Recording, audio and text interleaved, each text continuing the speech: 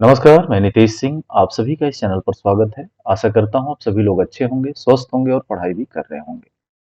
जैसा कि आपको पिछला वीडियो अगर आपने देखा है, तो उसमें हमने प्राचीन भारत का इतिहास पूरा कंप्लीट खत्म कर लिया है और आज हम बात करेंगे मध्यकालीन भारत के इतिहास के बारे में।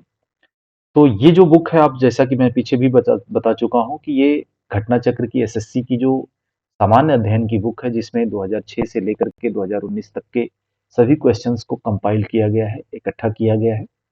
और अलग-अलग जो एग्जाम में या अलग-अलग ऑनलाइन हो या ऑफलाइन, सभी एग्जाम के जो क्वेश्चंस हैं, मोस्ट ऑफ द क्वेश्चंस जो हैं इसमें ला करके रखे गए हैं या जोड़े गए हैं। तो अगर आप इसे पढ़ लेते हैं तो मेरा जो मानना है, आपका 70 to 80% क्वेश्चन जो है इसी के बीच से आएगा, अगर आपने इसे ध्यानपूर्वक पढ़ा है तो। आइए शुरू करते हैं। और शुरू करने से पहले एक छोटा सा रिक्वेस्ट है कि अगर आप इस चैनल पे नए हैं तो इस चैनल को सब्सक्राइब करें, अपने दोस्तों के साथ भी शेयर करें इसे। ठीक है, शुरू करते हैं। सबसे पहले हम बात करते हैं प्रारंभिक मध्यकाल के बारे में, जो कि कुछ क्वेश्चन है जो कि ऑनलाइन परीक्षा प्रश्न से है, यानी ऑनलाइन परीक्षा में पूछे गए थे। सबसे पहले शुरू करते हैं अलबरूनी द्वारा जो अरबी में लिखित पुस्तक थी, अलबरूनी द्वारा अरबी में लिखित जो किताब थी, उस जिसमें उपमहाद्वीप का लेखा जोखा मिलता है, उसका क्या नाम है? तो इस किताब काफी महत्वपूर्ण है। किताब अल हिंद या किताबुल हिंद इसे कहा जाता है, जिसका जो लेखक है ये अलबर्नी है। देखिए, इसमें दो तरह से क्वेश्चन आ सकता है कि लेखक कौन है, इसका ध्यान रखना है कि लेखक कौन है। तो लेखक जो है अलबरूनी है। फिर पूछा जाता है कि अलबरूनी या किताबुल हिंद की जो किताबुल हिंद जो बुक है, ये किस लैंग्वेज में है? तो ये अरबी भाषा में है। इस चीज का ध्यान रखना है। ये दो मोस्ट पॉइंट इसमें मुख्य क्वेश्चन है, या कह सकते हैं कि दो पॉइंट्स इसमें खास है कि किसने लिखी है किताबुल हिंद, तो अलबरूनी ने, और किस लैंग्वेज में लिखी है, तो अरबी लैंग्वेज में इसको लिखी है। ठीक है, आइए आगे बात करते हैं। तराइन का युद्ध की अगर बात करें तो कब लड़ा गया था? तो तराइन का युद्ध जो है 1191 ईस्वी में लड़ा गया था। ठीक है, फिर बात आती है कि तराइन का युद्ध किनके किनके बीच लड़ा गया? तो ध्यान देना है, तराइन का युद्ध जो है पृथ्वीराज चौहान पृथ्वीराज चौहान और मोहम्मद गोरी के बीच लड़ा गया था। कब लड़ा गया था? तो हमने ये भी देखा ये कि 1191 ईस्वी में लड़ा गया था। किसके बीच लड़ा गया था? तो पृथ्वीराज चौहान और मोहम्मद गोरी के बीच ये लड़ाई लड़ी गई थी। फिर बात आती है कि 1192 ईस्वी में पृथ्वीराज तृतीय को पराजित करने वाला सुल्तान मोहम्मद गोरी कहाँ का शासक था? तो ये अफगानिस्तान का शासक था। ठीक है, फिर बात आती है अलबरूनी, फाहियान, सुआनजोंग और इत्सिंग में से कौन भारत में एक चीनी तीर्थयात्री नहीं था? तो ध्यान देना है कि फाहियान, सुआनजांग और इत्सिंग, ये जो तीन हैं, ये फाहियान, सुआनजांग और इत्सिंग ये चीनी यात्री थे, जबकि अलबरूनी जो है ये चीनी यात्री नहीं था। ठीक है, आगे बात करते हैं। 1991 में सुल्तान मोहम्मद गोरी को पराजित करने वाले सबसे प्रसिद्ध चहवान या चौहान जो शासक थे। ठीक है, चौहान या चौहान जो भी यहाँ पे डिनोट किया जाता है। ठीक है, चौहान या चौहान, इनको मोहम्मद गोरी को हराने वाला कौन था? तो पृथ्वीराज तृतीय। ठीक है, अब यहाँ पे ध्यान दीजिए कि जो पृथ्वीराज चौहान थे, उनके बीच में 1191 में लड़ा गया था, लेकिन 1192 में पृथ्वीराज तृतीय के विरुद्ध जो है मोहम्मद गोरी लड़ा था, जिसमें मोहम्मद गोरी हार गया था। ठीक है, इस चीज का ध्यान देना है। उपमहाद्वीप का लेख लिखने का कार्य गजनी के सुल्तान मोहम्मद महमूद द्वारा किस विद्वान को सौंपा गया था? तो वही वाली बुक है अलबरनी। ठीक है, उपमहाद्वीप का जो लेखा जोखा है या लेख है, किस गजनी के सुल्तान महमूद के द्वारा किस विद्वान को सौंपा गया था? तो अलबरूनी को ये दिया गया था लिखने के लिए, जिसने किताबुल हिंद ये लिखा था। ठीक है, फिर बात करते हैं चचनामा। चचनामा में कौन सी विजय के इतिहास का रिकॉर्ड है? तो अरबों द्वारा सिंध विजय का इसमें रिकॉर्ड है, चचनामा में। ठीक है, आइए अब आगे क्वेश्चंस पे बात करते हैं। तो क्वेश्चन नंबर पहला जो हमारा यहाँ होगा, ये है सिंध पर विजय प्राप्त करने वाले अरब सेना के सेनापति का नाम क्या है? तो ये है मोहम्मद बिन कासिम। ठीक है, ये जो सिंध पर जो लड़ाई हुई थी, ये कब हुई थी? तो ये 712 ईस्वी में मोहम्मद बिन कासिम द्वारा भारत पर आक्रमण किया गया था, जो कि अरब का निवासी था। और उस समय जो सिंध का शासक था वो दाहिर था, जिसे मोहम्मद बिन कासिम ने हराया था। ये क्वेश्चंस बार बार पूछे जाते हैं कि मोहम्मद बिन कासिम भारत पर कब आक्रमण किया था, तो 1712 ईस्वी में। तो उस समय सिंध का शासक कौन था, तो उस समय सिंध का शासक दाहिर था। ठीक है, इस चीज को ध्यान देना है। दूसरा क्वेश्चन बात करते हैं, सुल्तान महमूद कहाँ का शासक था, तो सुल्तान सुल्तान महमूद जो है ये गजनी का शासक था। ठीक है, आइए आगे क्वेश्चन में देखते हैं।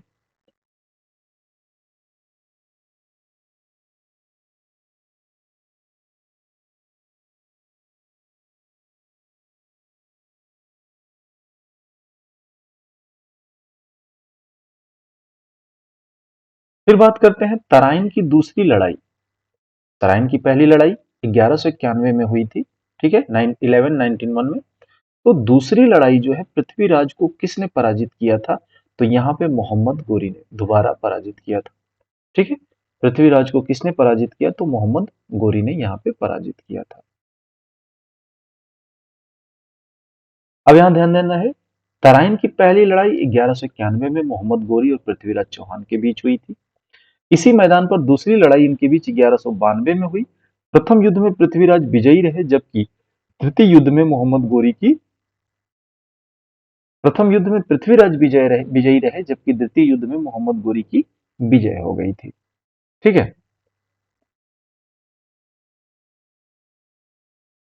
फिर ध्यान देना है, पृथ्वीराज चौहान को मोहम्मद गोरी ने किस युद्ध में हराया था। देखिए वही क्वेश्चन है, बार बार अलग अलग टाइप से पे पूछा जा रहा है कि पृथ्वीराज चौहान को मोहम्मद गोरी ने किस युद्ध में। अभी हमने पढ़ा कि 1991 की जो लड़ाई हुई थी, यहाँ पर प्रथम युद्ध में कौन विजयी था, पृथ्वीराज चौहान विजयी थे। लेकिन द्वितीय युद्ध में मोहम्मद गोरी विजय हुआ। तो पृथ्वीराज चौहान को मोहम्मद गोरी ने किस युद्ध में हराया, तो जाहिर सी बात है तराइन का युद्ध हुआ था 1992 में। ठीक है, तराइन का युद्ध हुआ था कब, 1992 में, जिसमें पृथ्वीराज चौहान को मोहम्मद गोरी ने हराया था। ठीक है, नेक्स्ट क्वेश्चन देखते हैं। क्वेश्चन नंबर 5 है कि किस लड़ाई ने मोहम्मद गोरी के लिए दिल्ली क्षेत्र खोल दिया। यानी कौन सी ऐसी लड़ाई लड़ा मोहम्मद गोरी जिसके बाद उसके दिल्ली का रास्ता खुल गया, तो कौन सी थी, तराइन की दूसरी लड़ाई, जिसमें पृथ्वीराज चौहान को हरा दिया था। ठीक है, आइए आगे देखते हैं।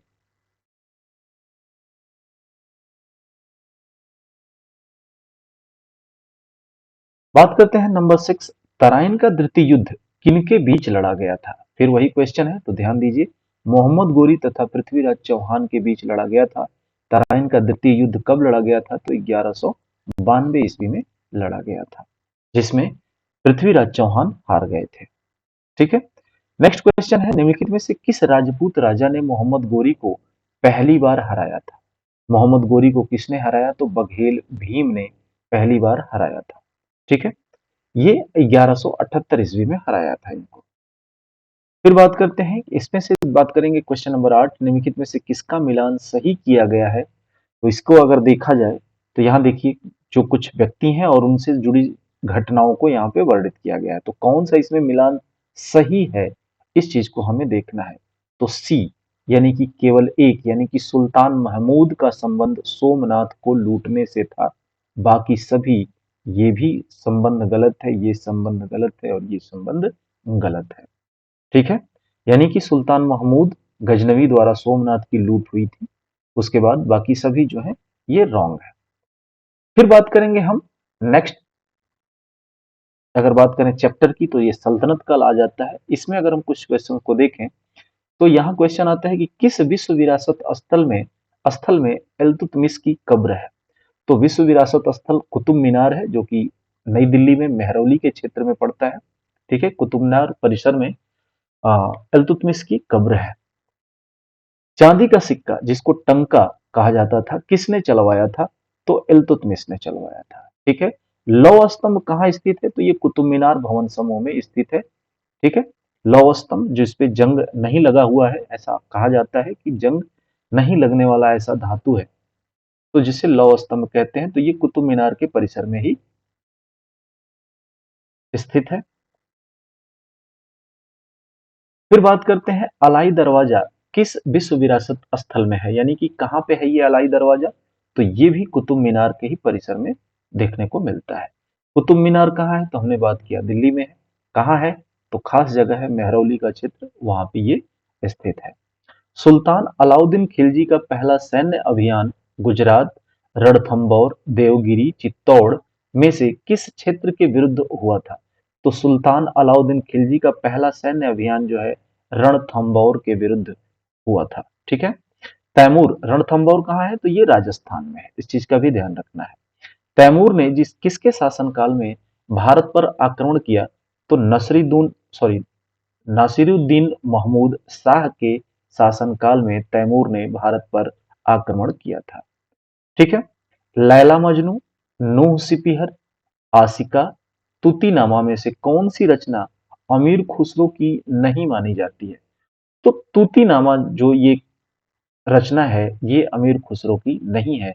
बाकी जैसे लैला मजनू हुआ, नूह सिपीहर हुआ, आशिका हुआ, ये सभी अमीर खुसरो की रचना मानी जाती है। मीर हसन देहलवी किसके दरबार में थे? तो यहां पे ध्यान देना है, मीर हसन देहलवी ये अलाउद्दीन खिलजी के दरबार में मतलब होते थे या पाए जाते थे। ठीक है।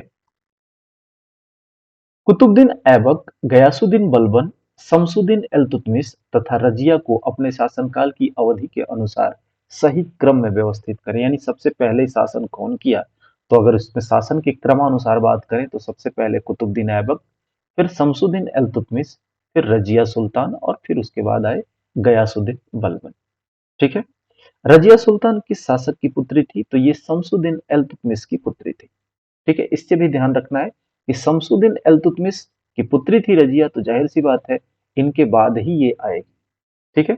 किसने कहा हुनूज दूर अस्त, यानी दिल्ली अभी दूर है? तो ये कहा था, ये वक्तव्य था निजामुद्दीन औलिया का। ठीक है। ये अरबी लैंग्वेज में हुनूज दूर अस्त का मतलब है दिल्ली अभी दूर है। किसने कहा था? तो निजामुद्दीन औलिया ने ये सेंटेंस या ये स्टेटमेंट दिया था। फिर बात करते हैं, किस सुल्तान ने अपनी राजधानी को दिल्ली से दौलताबाद किस सुल्तान ने अपनी राजधानी को दिल्ली से दौलताबाद में कन्वर्ट किया या दौलताबाद ट्रांसफर कर लिया? तो ये थे मोहम्मद तुगलक। ठीक है। 14वीं सदी का यात्री इब्न बतूता किस जगह से भारत आया था? तो ये मोरक्को से, यानी मोरक्को का रहने वाला था। सल्तनत के इतिहास में पहली बार मंगोल क्षेत्र पर कब्जा करने के लिए दिल्ली के किस सुल्तान ने एक अभियान की योजना बनाई थी? तो ये अभियान किसने बनाया था? तो मोहम्मद तुगलक ने किया था ये। इलाही दरवाजा दिल्ली स्थित कुव्वत उल इस्लाम मस्जिद के प्रांगण में से एक है, ये क्या है? तो ये एक प्रवेश द्वार है। ठीक है। इलाही दरवाजा जो है दिल्ली में स्थित कुव्वत उल इस्लाम मस्जिद का एक प्रवेश द्वार है, जिसका नाम क्या है? इलाही दरवाजा। ठीक है। इलाही दरवाजा। तुगलक राजवंश, लोधी राजवंश, सैयद तथा खिलजी वंश को अपने शासन की अवधि के अनुसार सही क्रम में व्यवस्थित करें। तो सबसे पहले अगर हम बात करें तो ये दिल्ली के वंश हैं। सबसे पहले आए खिलजी वंश। ठीक है। खिलजी वंश का जो शासन रहा था 1290 से लेकर 1316 ईस्वी तक था। फिर आए तुगलक वंश, जिनका शासन जो है 1320 से 1399 ईस्वी तक था। और फिर आते हैं सैयद वंश, इनका जो शासन काल था 1414 से लेकर के 1451 ईस्वी तक। और फिर लास्ट में आए लोधी वंश, इसका शासन जो था 1451 से लेकर के 1526 ईस्वी तक का था। ठीक है। तो इसका खास करके ध्यान रखना है, सबसे पहले खिलजी वंश, फिर तुगलक, सैयद और लोधी। ठीक है। यहाँ बात आती है कि किसके नेतृत्व में मंगोलों ने 1219 ईस्वी में उत्तर पूर्वी ईरान में ट्रांस आक्सियाना पर हमला किया था? तो ये कौन थे? चंगेज खान के नेतृत्व में ऐसा हुआ था। ठीक है।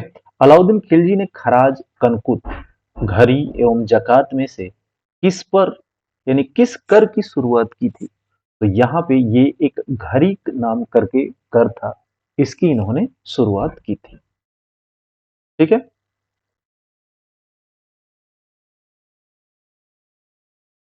फिर बात करते हैं यहाँ पे हौज खास किला किस भारतीय शहर में स्थित है? तो हौज खास किला जो है ये दिल्ली में है। पोलो या चौगान खेलते समय किस सुल्तान की मृत्यु हुई थी? तो ये कुतुबुद्दीन ऐबक की हुई थी। प्रसिद्ध कवि अमीर खुसरो, अलाउद्दीन खिलजी, गयासुद्दीन तुगलक, इल्तुतमिश और जलालुद्दीन खिलजी में से किस एक को छोड़कर बाकी सबके सम समसामयिक थे? तो ये इल्तुतमिश को छोड़ करके प्रसिद्ध अमीर खुसरो जो है सबके साथ थे, यानी कि सबके सम कह सकते हैं कि सबके शासनकाल के दौरान ये थे। ठीक है। अमीर खुसरो कौन थे? तो ये एक कवि थे। खिज्र खां ने कौन से राजवंश पर का प्रारंभ किया था? तो ये सैयद वंश का। खिज्र खां जो है सैयद वंश के संस्थापक कहे जा सकते हैं या प्रारंभ किए थे। ठीक है। दिल्ली सल्तनत की राजकीय भाषा क्या थी? तो ये थी फारसी। कुतुब मीनार के पास स्थित मेहरौली पिलर प्राथमिक रूप से किस कारण प्रसिद्ध है? तो इस पर उत्कृष्ट गुणवत्ता की इस्पात के कारण, यानी कि इस पे जंग नहीं लगने के कारण ये पिलर जो है मेहरौली में जो कुतुब मीनार के प्रांगण में है, ये इसलिए प्रसिद्ध है। ठीक है। आइए अब आगे बात करते हैं ऑफलाइन क्वेश्चंस के बारे में कुछ। तो सबसे पहला क्वेश्चन है यहाँ पे कि दिल्ली सुल्तान का शासन कब प्रारंभ हुआ था? तो दिल्ली सुल्तान का शासक जो है या शासन कब प्रारंभ हुआ था? तो ये हुआ था 1206 ईस्वी से, यानी कि स्लेव डायनेस्टी से। ठीक है, जो स्लेव डायनेस्टी थी, यानी कि अगर हम इसके बारे में बात करें तो दिल्ली सल्तनत का शासन 1206 से शुरू हुआ। इस वर्ष मोहम्मद गोरी की मृत्यु के पश्चात कुतुबुद्दीन ऐबक का औपचारिक राज्यारोहण लाहौर में किया गया। ठीक है। यह दिल्ली का पहला तुर्क शासक था। इसे भारत में तुर्की राज्य और दिल्ली सल्तनत का संस्थापक माना जाता है। कौन? क्या बोलते हैं इनको? कुतुबुद्दीन ऐबक को। ठीक है, कुतुबुद्दीन ऐबक को, इस चीज का ध्यान रखना है। क्वेश्चन नंबर 2 की बात करें तो यहां पर है कि निम्नलिखित में से किसने दिल्ली की सल्तनत पर राज नहीं किया? तो ये थे गौरी वंश। जो गौरी वंश थे, इन्होंने दिल्ली पर राज नहीं किया था। ठीक है। आइए आगे चलते हैं।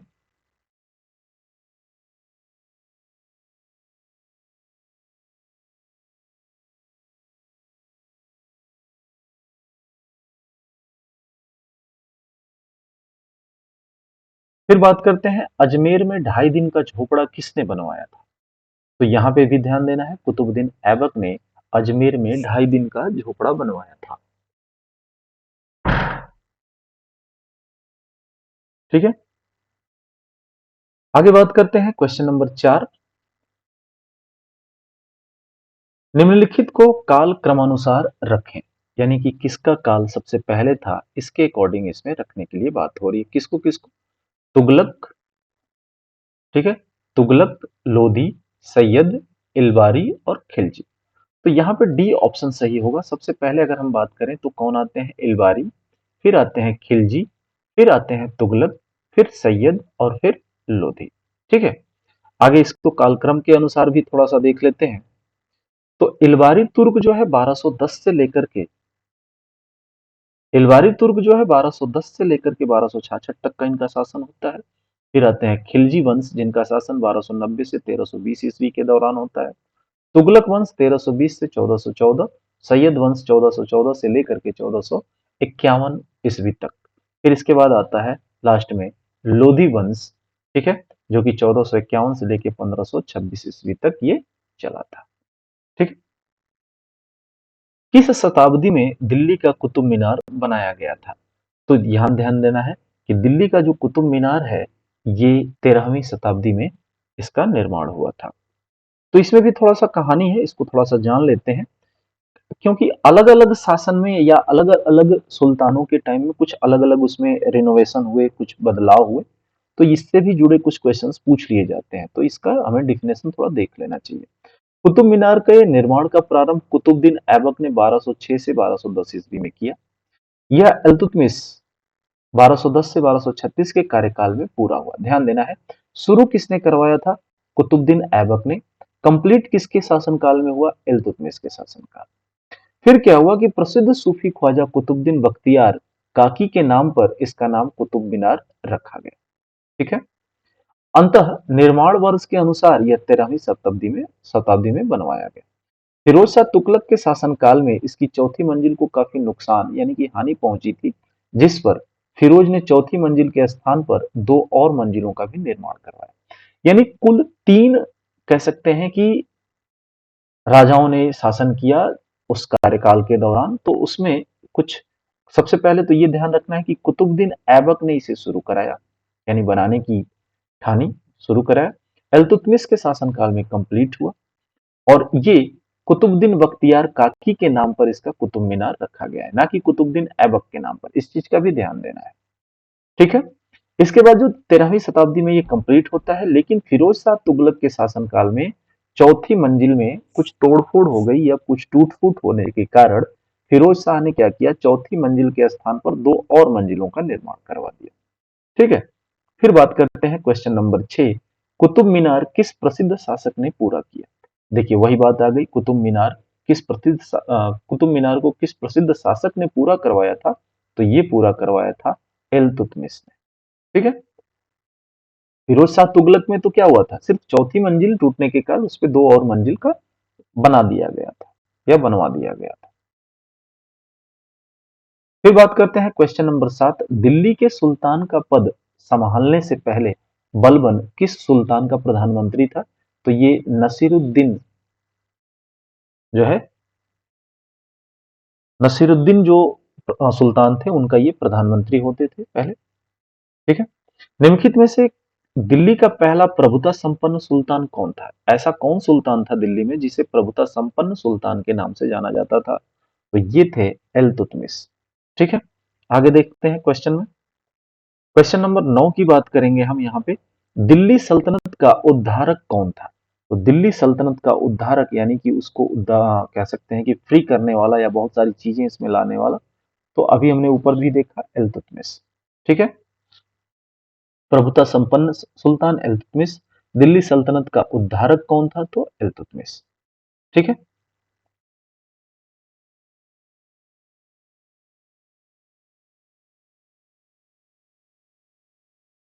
बात करते हैं क्वेश्चन नंबर 10 की, तो नियमित मुद्रा जारी करने वाला और दिल्ली को अपने साम्राज्य की राजधानी घोषित करने वाला दिल्ली का प्रथम सुल्तान कौन था, तो ये थे इल्तुतमिश, ठीक है। नियमित मुद्रा जारी करने वाले, दिल्ली को अपने साम्राज्य की राजधानी घोषित करने वाले जो दिल्ली के प्रथम सुल्तान थे, ये थे इल्तुतमिश, ठीक है।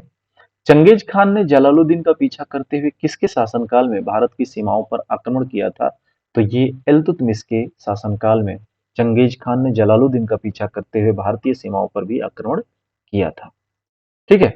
बात करते हैं क्वेश्चन नंबर 12, निम्न में से किसको शक्तिशाली नोबलों के एक समूह चिहालगानी के विनाश का श्रेय दिया जाता है, तो ये है बलबन, ठीक है।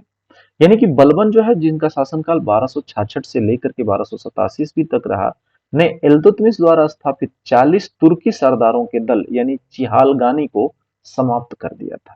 चिहालगानी यानी 40 तुर्की सरदार, ठीक है। इस व्यवस्था को इन्होंने खत्म कर दिया था।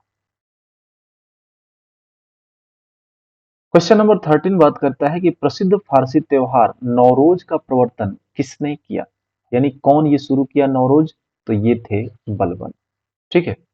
दो चीजें और शुरू की गई थी कि बलबन के द्वारा कि उनके दरबार में सिजदा और पायबोस की प्रथा का प्रारंभ किया गया था, ठीक है।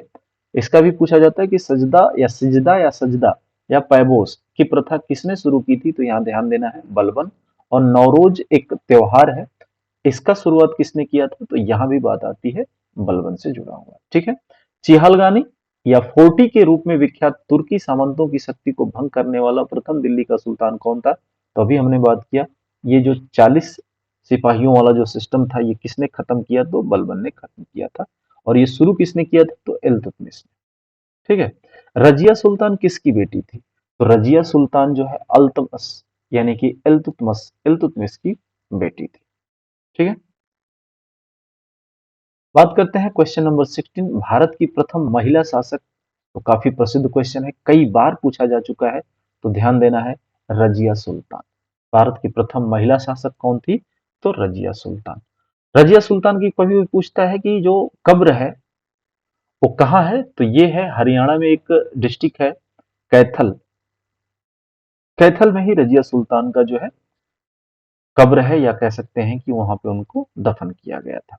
क्वेश्चन नंबर 17 की बात करें तो वे दो वंशज कौन थे जिन्होंने खिलजी शासकों से तत्काल पहले और बाद में शासन किया। यानी खिलजी से पहले और खिलजी के बाद ऐसे कौन शासक थे या ऐसे कौन वंशज थे जो शासन किया था, तो ये थे गुलाम और तुगलक।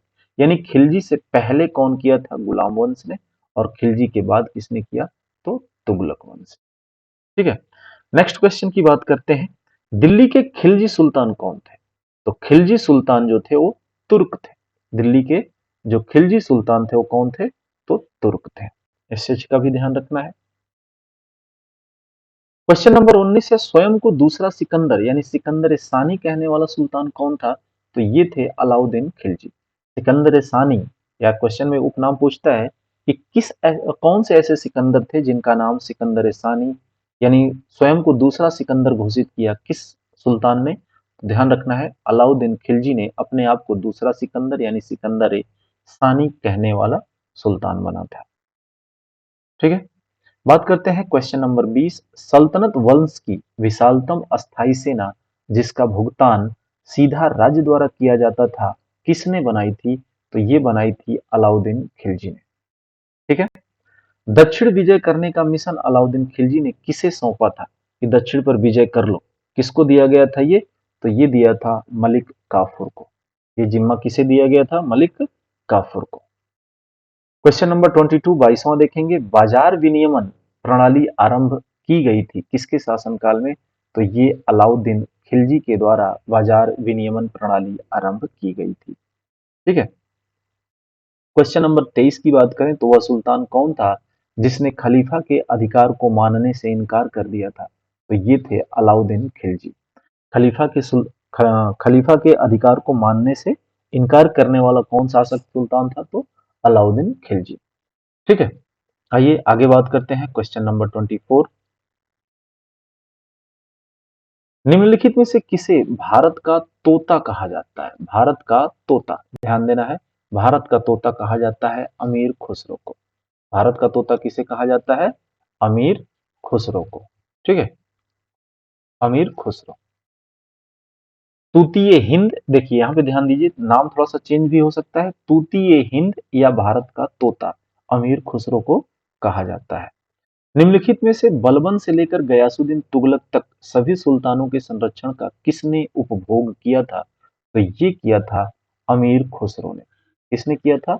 अमीर खुसरो ने। कौन थे ये? कवि थे। ठीक है, किस कारण से मोहम्मद बिन तुगलक असफल व्यक्ति था? यानी कि क्या ऐसा कारण था जिससे मोहम्मद बिन तुगलक को असफल व्यक्ति का दर्जा दिया गया? तो ये व्यवहारिक राजनेता नहीं थे।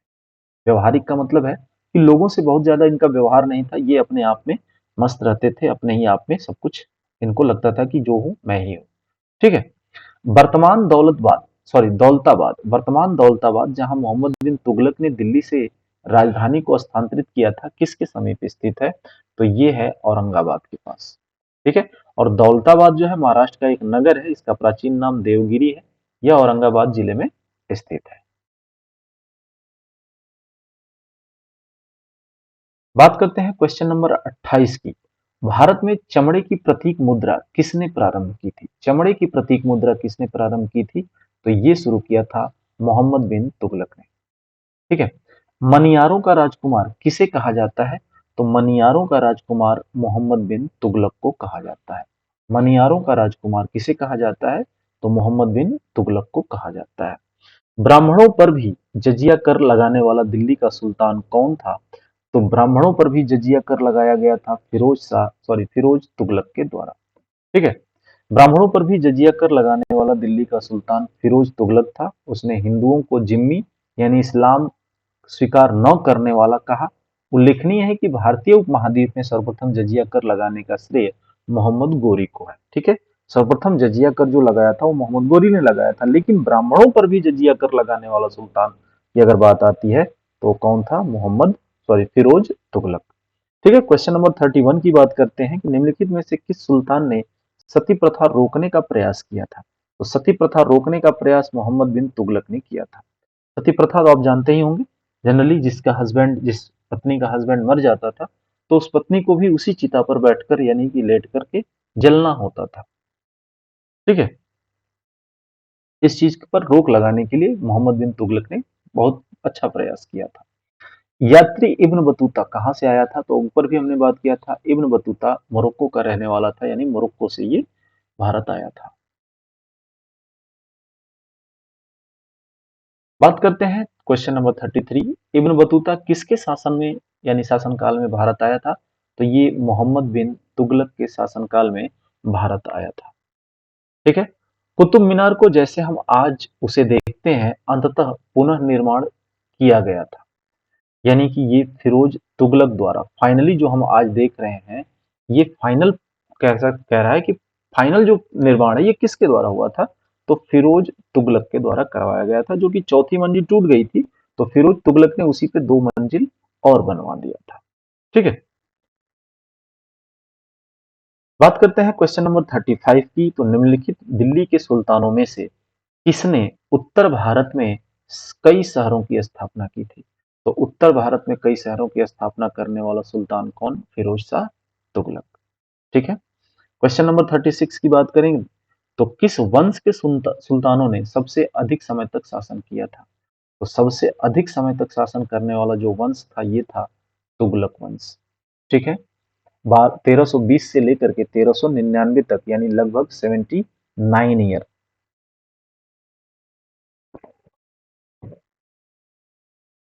ठीक है। तुगलक वंश ने लगभग 79 ईयर्स तक शासन किया था।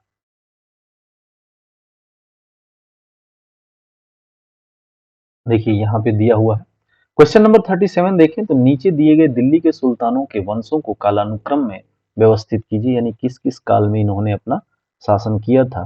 तो यहाँ पे देखिए क्वेश्चन नंबर 37 का आंसर जो होगा वो 4123, यानी कि सबसे पहले कौन आएंगे? गुलाम वंश, खिलजी वंश, फिर तुगलक वंश, फिर इसके बाद सैयद वंश। गुलाम वंश, ठीक है, फिर खिलजी वंश, फिर तुगलक वंश, और फिर सैयद वंश। ठीक है। क्वेश्चन नंबर 38 की बात करें तो भारत में तुगलक वंश के बाद कौन सा वंश शासन में आता है? तो तुगलक वंश के बाद कौन सा शासन में आता है? तो सैयद वंश। ठीक है। सैयद वंश, तुगलक के बाद सैयद वंश शासन में आता है, जिसके शासनकाल 1414 से लेकर के 1451 ईस्वी तक शासन रहा। ठीक है। लोधी वंश की का संस्थापक कौन था? लोधी वंश का संस्थापक बहलोल लोधी थे।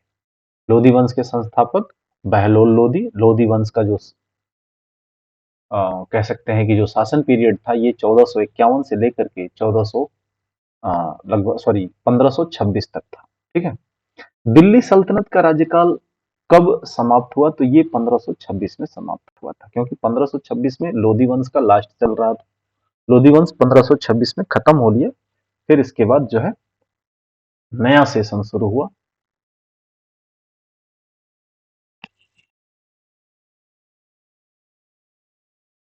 ठीक है। आइए आगे बात करते हैं। 1526 से मुगल एम्पायर शुरू हो गया था। ठीक है।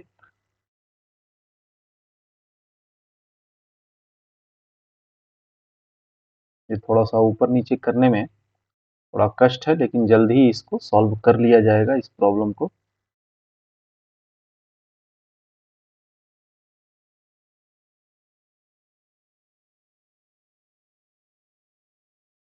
क्वेश्चन नंबर 41 की बात करें तो दिल्ली सल्तनत का अंतिम वंश क्या था? दिल्ली सल्तनत का अंतिम वंश जो था वो लोधी वंश था। हमने बात किया अभी लोधी वंश। ठीक है। निम्नलिखित में से कौन सा सुमेलित है? अगर इसमें देखा जाए तो सुमेलित कौन है?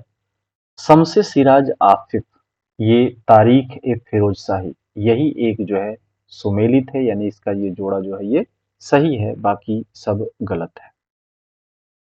ठीक है। अगर इसकी बात कर लें तो शमसे सिराज अफीफ जो है तारीख ए फिरोज शाही लिखे थे। जियाउद्दीन बर्नी जो है फतवाए जहांदीरी लिखे थे, जहांदारी।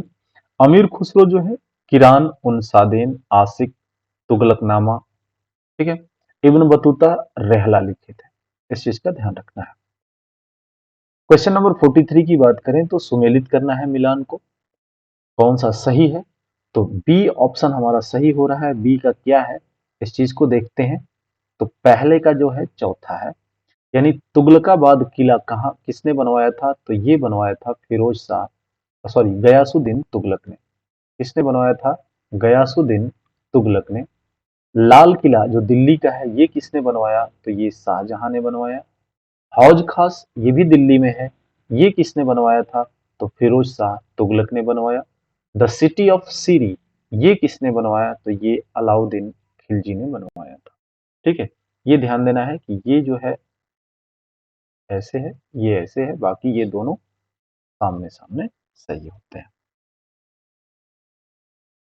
ठीक है,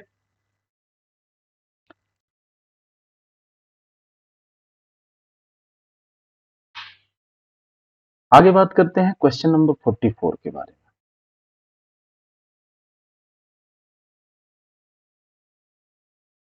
सल्तनत काल में निम्नलिखित में से किस कला की उन्नति सर्वाधिक हुई थी?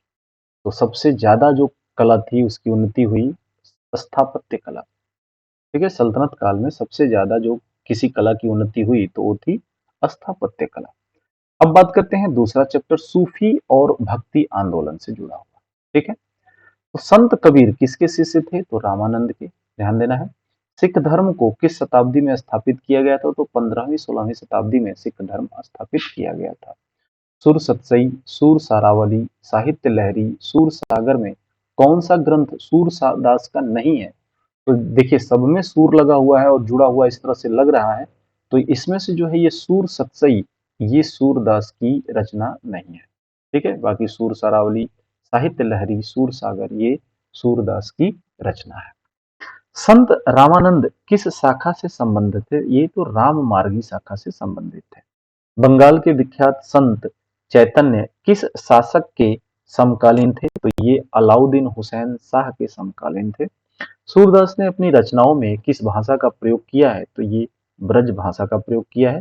विख्यात संत वल्लभाचार्य किस शाखा से संबंधित हैं? तो ये कृष्णाश्रयी यानी कृष्ण जी से जुड़े हुए संत थे, संत वल्लभाचार्य। ठीक है, अमीर खुसरो किसके शिष्य थे? तो निजामुद्दीन औलिया के। बंगाल में भक्ति आंदोलन का प्रवर्तक किसे माना जाता है? तो चैतन्य को माना जाता है। रामचरितमानस के लिए तुलसीदास द्वारा किस भाषा का उपयोग किया गया है? तो ये अवधी भाषा का उपयोग रामचरितमानस में तुलसीदास जी के द्वारा किया गया है। ठीक है,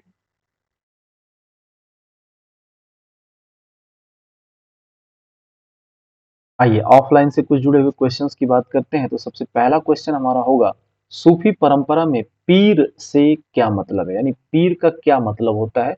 तो पीर का मतलब होता है सूफियों का गुरु। ठीक है, पीर का मतलब होता है सूफियों का गुरु। सूफी आंदोलन, क्वेश्चन नंबर दूसरे की बात करें तो सूफी आंदोलन मूलतः कहाँ से प्रारंभ हुआ?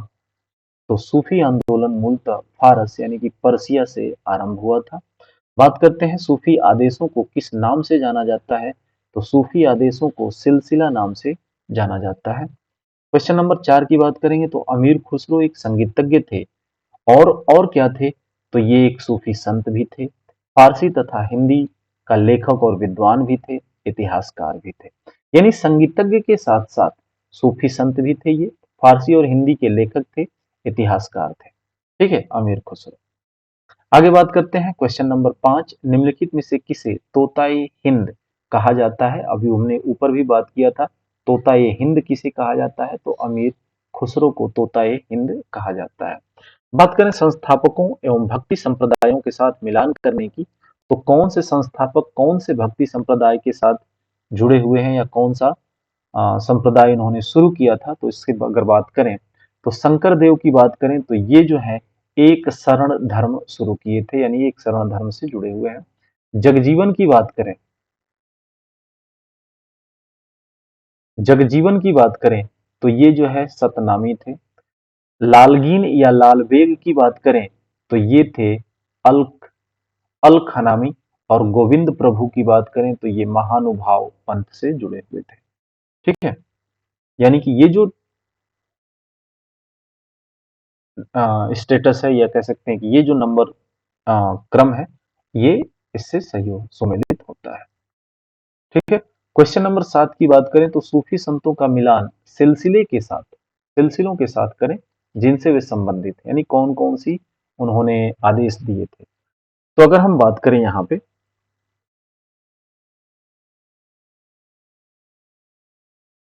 देखिए शेख निजामुद्दीन औलिया, चिश्तिया, इसका इनका जो सिलसिला था यानी जो आदेश था वो क्या था? चिश्तिया।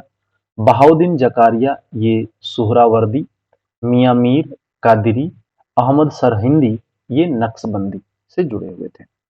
यानी इन्होंने ये सिलसिला यानी कि आदेश दिया था। अलवार संतों का आविर्भाव निम्नलिखित में से किस आधुनिक राज्य में हुआ है? तो ये तमिलनाडु राज्य में हुआ है अलवार संतों का आविर्भाव। ठीक है। भक्ति प्रचारक शंकरदेव ने किस प्रादेशिक भाषाओं में किसका उपयोग करके उसको लोकप्रिय बनाया था? तो असमिया भाषा का उपयोग करके भक्ति प्रचारक शंकरदेव ने इस इसे लोकप्रिय बनाया था, या कह सकते हैं कि इस चीज को लोकप्रियता प्रदान की थी। क्वेश्चन नंबर 10 की बात करें तो शिवाजी के समसामयिक मराठा संत का नाम क्या था? तो ये थे संत तुकाराम। शिवाजी के समसामयिक मराठा संत के जो मराठा संत का जो नाम था वो था संत तुकाराम। ठीक है। एनालेक्टस पवित्र ग्रंथ है किसका? तो एनालेक्टस जो है ये कन्फ्यूसवाद यानी कन्फ्यूशियन धर्म का एक पवित्र ग्रंथ है एनालेक्टस। ठीक है। बात करते हैं अब नेक्स्ट चैप्टर की मध्यकालीन क्षेत्रीय राज्य के बारे में। तो चार मीनार का निर्माण किसने किया था? तो चार मीनार का निर्माण जो है मोहम्मद कुली कुतुब शाह ने किया था। ये है कहाँ? तो ये हैदराबाद में स्थित है। गोल गुंबज किस सदी में बनाया गया? तो गोल गुंबज 17वीं सदी में बनाया गया, ये भी कर्नाटक में है। चार मीनार भारत के किस शहर में है? तो हैदराबाद में है, अभी हमने बात किया। हम्पी में स्थित स्मारकों का समूह एक महत्वपूर्ण किसका महत्वपूर्ण केंद्र है? तो हिंदुओं का एक महत्वपूर्ण केंद्र है। जोधपुर के किले का निर्माण किसने करवाया था? तो राव जोधा जी ने जोधपुर किले का निर्माण करवाया था। किस किले को गोल्डन फोर्ट के नाम से भी जाना जाता है? तो जैसलमेर के किले को गोल्डन फोर्ट के नाम से भी जाना जाता है। प्रसिद्ध हवा महल राजस्थान के किस शहर में है? तो ये जयपुर में स्थित है। हवा महल किसने बनवाया था? तो महाराजा प्रताप सिंह ने। ध्यान देना है, क्वेश्चंस कई बार आते हैं इससे जुड़े हुए। पहले तो ये जान लेना है कि हवा महल है कहाँ? तो ये जयपुर में है। किसने बनवाया? तो महाराजा प्रताप सिंह ने बनवाया था। रणथंभौर का किला कहाँ है? तो रणथंभौर अभी हमने ऊपर भी बात किया था कि रणथंभौर है कहाँ? तो राजस्थान में। तो जाहिर सी बात है, कॉमन सेंस है कि रणथंभौर का किला भी कहाँ होगा? तो ये राजस्थान में ही होगा। ठीक है। वास्तुकला खगोलीय उपकरणों का एक संग्रह है जिसे महाराजा जय सिंह द्वितीय द्वारा बनवाया गया था। तो ये जंतर मंतर दिल्ली एक खगोलीय उपकरणों का एक संग्रह है जो कि दिल्ली में जंतर मंतर के नाम से प्रसिद्ध है। ये महाराजा जय सिंह द्वितीय द्वारा बनवाया गया था। जंतर मंतर और कहाँ है? राजस्थान में भी है और वाराणसी में भी है, लखनऊ में भी है। ठीक है। चांद बीबी कहाँ की शासिका थी? तो ये अहमदनगर की शासिका थी। चंद्रगिरी का किला 11वीं शताब्दी में बनाया गया एक ऐतिहासिक किला है जो स्थित है कहाँ? आंध्र प्रदेश में। ठीक है। चंद्रगिरी 11वीं शताब्दी में बनाया गया एक ऐतिहासिक किला है जो स्थित है आंध्र प्रदेश में। चित्तौड़गढ़ किला कहाँ है? तो ये राजस्थान में। इब्राहिम कुतुब शाह, इब्राहिम आदिल शाह प्रथम, अकबर, मलिक अंबर में से किस मध्यकालीन शासक को जगत गुरु कहा जाता है? तो जगत गुरु के नाम से प्रसिद्ध है कौन? इब्राहिम आदिल शाह प्रथम। ठीक है। जगत गुरु के नाम से कौन प्रसिद्ध है? इब्राहिम आदिल शाह प्रथम। आइए आगे बात करते हैं। बहमनी शासक ताजुद्दीन फिरोज ने विजयनगर के किस शासक की पुत्री से विवाह किया था? तो इन्होंने किया था देवराय प्रथम की पुत्री से। बंगाल के किस शासक ने चीन के साथ संबंध स्थापित किया? तो गयासुद्दीन आजम शाह ने चीन के साथ संबंध स्थापित किया था। विजयनगर के किस शासक ने अपने साम्राज्य में पुर्तगालियों को चर्च बनाने की इजाजत दी थी? तो ये थे वेंकट द्वितीय ने। विजयनगर साम्राज्य का कौन सा शासक पुर्तगाली गवर्नर अल्बुकर्क का मित्र था? तो ये थे कृष्णदेव राय। ठीक है। तालिकोटा युद्ध के समय विजयनगर साम्राज्य में कौन से राजवंश का राज था? तो ये तुलुव वंश का शासन चल रहा था उस समय। कौन से युद्ध से विजयनगर साम्राज्य का पतन हो गया? तो ये तालिकोटा जो युद्ध था, ठीक है, जो कि तुलुव वंश के शासन में था। यहाँ पे तालिकोटा के युद्ध के समय से ही विजयनगर साम्राज्य का धीरे धीरे पतन शुरू हो गया। गोल गुंबज क्या है? तो ये मोहम्मद आदिल शाह का ये मकबरा है। ठीक है। बात करते हैं ऑफलाइन कुछ क्वेश्चंस के। तो सबसे पहला क्वेश्चन जो होगा हमारा, विजयनगर राज्य की स्थापना किसने की थी? तो यहाँ पे ध्यान देना है, संगम वंश ने की थी। अगर नाम पूछता है तो इसमें आता है हरिहर और बुक्का ने। ठीक है, संगम वंशीय शासक की स्थापना हरिहर एवं बुक्का के द्वारा 1336 ईस्वी में की गई थी। ठीक है, विजयनगर के शासकों को प्रोत्साहित किया किसने? शासकों ने क्या प्रोत्साहित किया था, किन चीजों को? तो तमिल, तेलुगु और संस्कृत भाषा को इन्होंने प्रोत्साहित किया था। ठीक है, गोवा के महत्वपूर्ण किलों को बहमनियों से छीनने वाला प्रथम विजयनगर शासक कौन था? यानी गोवा के महत्वपूर्ण किलों को बहमनियों से छीनने वाला विजयनगर का शासक कौन था? तो ये हरिहर द्वितीय थे। हरिहर द्वितीय।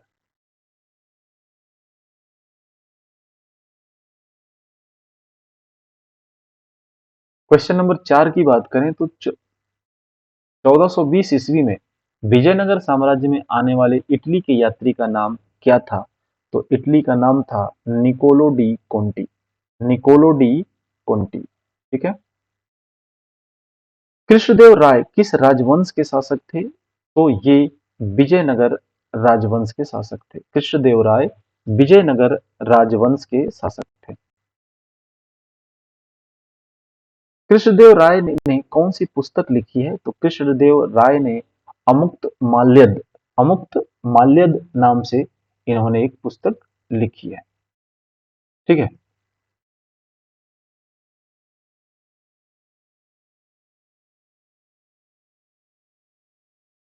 फिर बात करते हैं क्वेश्चन नंबर 7, तेलुगु कृति अमुक्त माल्यद का लेखक कौन था? अभी हमने बात किया कौन था भाई?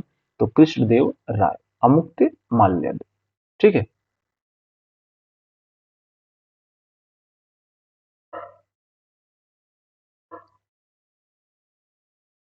क्वेश्चन नंबर 8 की बात करें तो निम्नलिखित में से कौन सी साहित्यिक कृति कृष्णदेव राय ने लिखी है? तो अभी देखिए 3-4 क्वेश्चन हो गए। अमुक्त माल्यद नाम करके इन्होंने एक, कृष्णदेव राय ने एक साहित्यिक कृति लिखी थी। अमुक्त माल्यद किसका कार्य है? तो यहाँ पे देखना है कि यानी किसने लिखा है? तो कृष्णदेव राय ने। 4 या 5 क्वेश्चन हो गए भाई अमुक्त माल्यद से जुड़ा हुआ। फिर बात आती है विजयनगर के मध्यकालीन नगर को आजकल क्या कहते हैं? तो इसे कहते हैं हम्पी। ठीक है, पहले जो विजयनगर था उसे आजकल हम क्या कहते हैं? हम्पी के नाम से जानते हैं। हम्पी के स्मारकों के समूह का निर्माण किसने किया था? जो स्मारक है वहां पे अलग अलग, इसका निर्माण किसने किया था?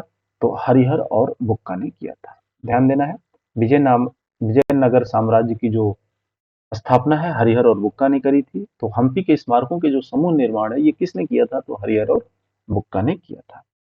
तालीकोटा की प्रसिद्ध लड़ाई कब हुई थी? तो तालीकोटा की जो प्रसिद्ध लड़ाई है जिसके बाद विजयनगर साम्राज्य खत्म होने लगा, यानी कि खत्म हो गया, ये हुआ था 1565 ईस्वी में। ठीक है,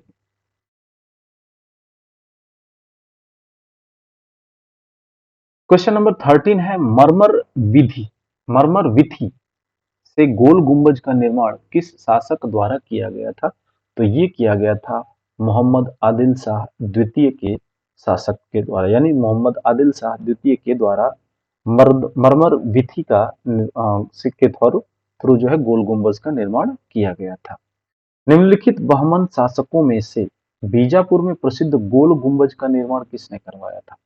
तो गोल गुंबज का निर्माण जो है मोहम्मद आदिल शाह ने करवाया था बीजापुर का। गोल गुंबज कहाँ है? तो ये है बीजापुर में।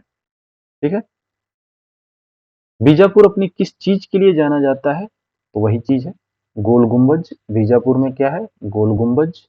ठीक है,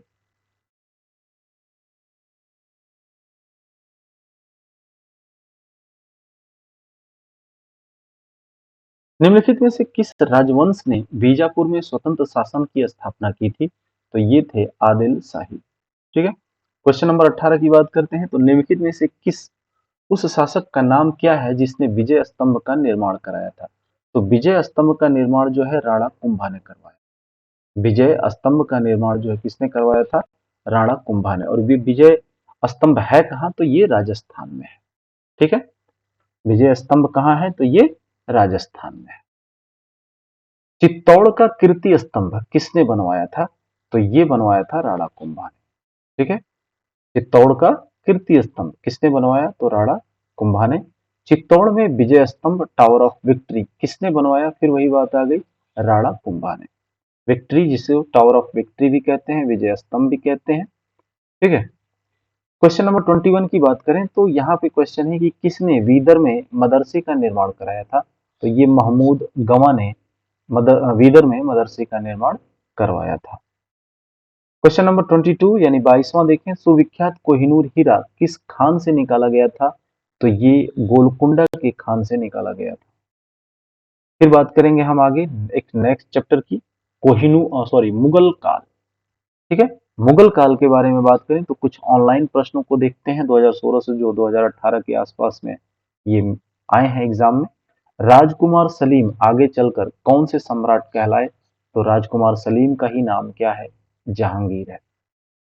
किसने 1494 में फरगना राज्य का उत्तराधिकारी प्राप्त किया तथा उनकी उम्र केवल उस समय 12 वर्ष की थी? तो बाबर ने शुरू किया था। 1494 में फरगना नामक राज्य का या फरगना राज्य का उत्तराधिकारी इनको मिल गया और उस समय इनकी एज जो थी मात्र 12 वर्ष की थी। Bikaner school, Jaipur school, Marwar school, Mewar school सभी किससे संबंधित हैं? तो राजपूत चित्रकला से ये संबंधित है। दारा शिकोह अपने भाई के दारा शिकोह अपने भाई किसके साथ संघर्षों में मारा गया? तो औरंगजेब के साथ संघर्ष में मारा गया था दारा शिकोह। बाबर 1526 से 1530 ईस्वी तक का जो शासन था किस वंश का शासक था? तो बाबर जो है मुगल वंश का शासक था। ठीक है। 1526 ईस्वी में पानीपत की पहली लड़ाई लोधी साम्राज्य और किसके बीच लड़ी गई थी? तो बाबर के बीच लड़ी गई थी और लोधी साम्राज्य का अंत हो गया। इसके बाद से ये जो दिल्ली सल्तनत है चार वंश का, वो खत्म हो गया। फिर आए क्या? गुलाम वंश। ठीक है। 1526 से 1526 ईस्वी में पानीपत का युद्ध बाबर और इब्राहिम लोदी के बीच लड़ा गया। कन्नौज की लड़ाई कब हुई थी? तो 1540 ईस्वी में हुई थी। बाबर का पुत्र कौन है? तो ये हुमायूं थे। ठीक है। आगे देखते हैं।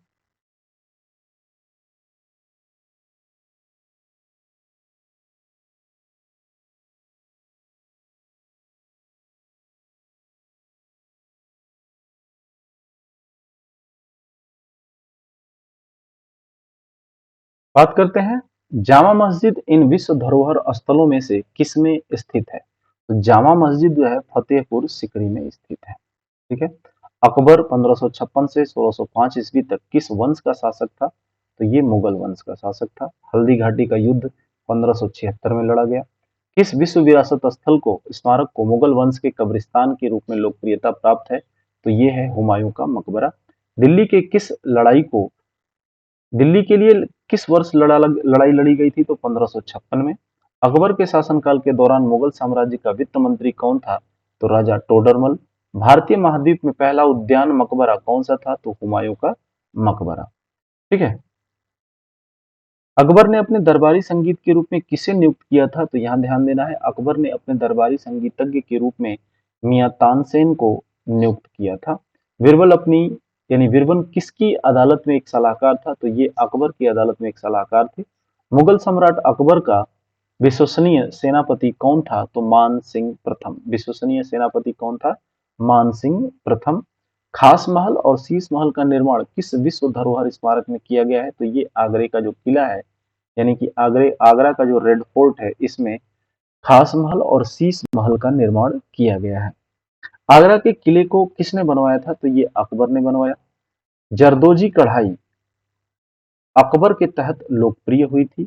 अकबर के शासनकाल में मीर बख्शी सेनापति थे। फिर बात करते हैं इबादत खाना जो एक बैठक थी को किस मुगल सम्राट द्वारा निर्मित किया गया था? तो ये इबादत खाना जो है अकबर के द्वारा निर्मित कराया गया। बुलंद दरवाजा कहाँ है? तो फतेहपुर सिकरी में है। जहांगीर किसका पुत्र था? तो ये अकबर के पुत्र थे। जहांगीर का जन्म 1569 ईस्वी में हुआ। जहांगीर 1605 से 1627 ईस्वी में किस वंश का शासक था? तो जाहिर सी बात है, अकबर का बेटा है तो मुगल वंश का शासक होगा। भारत में 1617 ईस्वी में ब्रिटिश ईस्ट इंडिया कंपनी को व्यापार करने की अनुमति किसने दी थी? तो ये जहांगीर ने 1617 में ब्रिटिश ईस्ट इंडिया कंपनी को व्यापार करने की अनुमति दे दी थी। ठीक है। आगे बात करते हैं, सलीम चिश्ती की दरगाह कहाँ स्थित है? तो ये है फतेहपुर सीकरी, जो कि उत्तर प्रदेश में है। नूरजहां किस मुगल सम्राट की पत्नी थी? तो ये जहांगीर की पत्नी थी। शाहजहां किस वंश का शासक था? तो ये मुगल वंश का शासक था। मयूर सिंहासन एक प्रसिद्ध रत्नों से जड़ित सिंहासन था, जिस पर भारत के किन सम्राटों की हुकूमत थी? तो ये मुगल सम्राटों की इस पे हुकूमत चलती थी। पंचमहल कहाँ स्थित है? तो फतेहपुर सीकरी में। शाहजहां ने ताजमहल का निर्माण मुमताज महल की याद में बनवाया, ये तो बच्चों बच्चों को पता है ना। आजकल के जो निब्बा निब्बी हैं, क्या बात है। ताजमहल के अंदर के उद्यान को मुगल गार्डन के रूप में जाना जाता है। राष्ट्रपति भवन के अंदर भी एक मुगल गार्डन के नाम से जाना जाता है। जो राष्ट्रपति भवन के अंदर एक उद्यान है, उसे भी मुगल गार्डन के नाम से ही जाना जाता है। ठीक है, इस चीज का ध्यान रखना है कि मुगल गार्डन जो है, राष्ट्रपति भवन में भी एक उद्यान है, उसे भी मुगल गार्डन के नाम से जाना जाता है। और ताजमहल के अंदर जो उद्यान है, उसे भी मुगल गार्डन के नाम से जाना जाता है। हुमायूं का मकबरा दिल्ली में स्थित है। औरंगजेब ने अपने पिता शाहजहां को आगरे के किले में कैद करके रखा था। मुगल सम्राट ने अपने पिता को कैद करके और अपने भाई को मार डाला था। किसने? औरंगजेब ने अपने पिता को कैद कर लिया था और अपने भाई को मार दिया था। औरंगजेब शाहजहां का पुत्र था। बीबी का मकबरा आजम शाह ने बनवाया था। बीबी का मकबरा औरंगाबाद यानी कि महाराष्ट्र में स्थित एक कब्र है। इसका औरंगजेब के बेटे आजम शाह ने 1678 ईस्वी में इसका निर्माण करवाया था। ठीक है, औरंगजेब जो एक मुगल सम्राट था, का निधन किस वर्ष हुआ? तो 1707 में हुआ था। औरंगजेब किस वंश का शासक था? तो मुगल वंश का शासक था। 1739 ईस्वी में करनाल की लड़ाई में मुगल सेना को किसने पराजित किया था? तो ये नादिर शाह ने पराजित किया। दीवाने खास किस में स्थित है? तो दीवाने खास जो है, लाल किला परिसर में स्थित है। ठीक है, अंतिम मुगल बादशाह कौन था? तो बहादुर शाह अंतिम मुगल बादशाह था। हुमायूं की जीवनी किसने लिखी है? तो गुलबदन बेगम ने लिखी है। हुमायूं की जीवनी किसने लिखी है? तो गुलबदन बेगम ने लिखी है। बात करते हैं अगले क्वेश्चन की। तो मोती मस्जिद कहाँ है? तो ये लाल किला के परिसर में है। आगरा के किले में स्थित मोती मस्जिद का निर्माण जो है, शाहजहां ने, जबकि दिल्ली के लाल किले में स्थित मोती मस्जिद का निर्माण जो है, औरंगजेब ने करवाया था। इस चीज का भी ध्यान आपको रखना है, क्योंकि क्वेश्चन जो है पूछ देता है कि दिल्ली के लाल किले में स्थित, यानी दिल्ली लाल किला में स्थित जो है मोती का मस्जिद जो है, यानी दोनों जगह पे क्या है? मोती का मस्जिद है, मोती मस्जिद है। तो दिल्ली में जो है औरंगजेब ने बनवाया था, आगरा में जो है ये शाहजहां ने बनवाया था।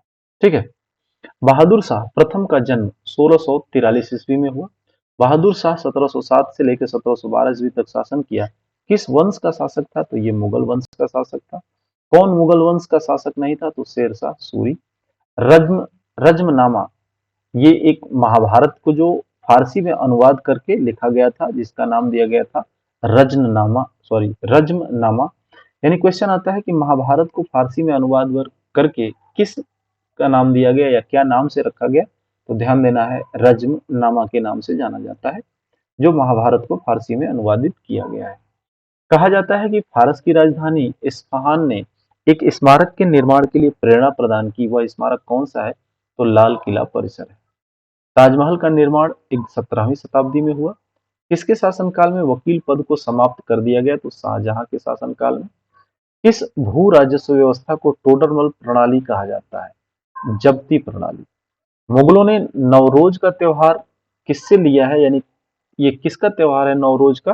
तो ये पारसियों का त्योहार है। नवरोज किसका त्योहार है? ये पारसियों का त्योहार है। ठीक है। उस्ताद मंसूर किस मुगल शासक के शासनकाल के प्रसिद्ध चित्रकार थे? तो ये जहांगीर के शासनकाल में प्रसिद्ध चित्रकार थे। चित्रकला की मुगल शैली किस शासक के समय में शुरू हुई? तो ये हुमायूं के शासन में शुरू हुई। किस मुगल शासक के समय झरोखा दर्शन आरंभ किया गया था? तो ये झरोखा दर्शन जो आरंभ किया गया था, ये अकबर के शासनकाल में आरंभ किया गया था। फिर क्वेश्चन आता है कि किस मुगल शासक के शासनकाल में जजिया पुनः लगाया गया? तो ये औरंगजेब के शासनकाल में। मुगल बादशाहों में आखिरी शक्तिशाली बादशाह कौन था? तो ये थे औरंगजेब। फिर कुछ सुमेलित करना है। अगर हम बात करें सूबा, सूबा का मतलब क्या होता है? प्रांत से मतलब होता है। दीवान का मतलब होता है वित्तीय अधिकारी। बख्शी का मतलब होता है सैनिक वेतनाधिकारी। ठीक है। किस मुगल बादशाह ने ईस्ट इंडिया कंपनी को अपना कंपनी को बिना शुल्क चुकाए व्यापार करने का फरमान जारी किया था। तो ये औरंगजेब ने कहा, जाओ शुल्क मत दो लेकिन व्यापार कर लो। ठीक है। क्वेश्चन नंबर नेक्स्ट है कि अपने शासनकाल के अंतिम वर्षों में अकबर की सत्ता राजकुमार सलीम के विद्रोह के कारण लड़खड़ाई, जो भविष्य में कौन से जहांगीर कहलाए? तो ये सलीम किसको कहा जाता है? जहांगीर को कहा जाता है। ठीक है।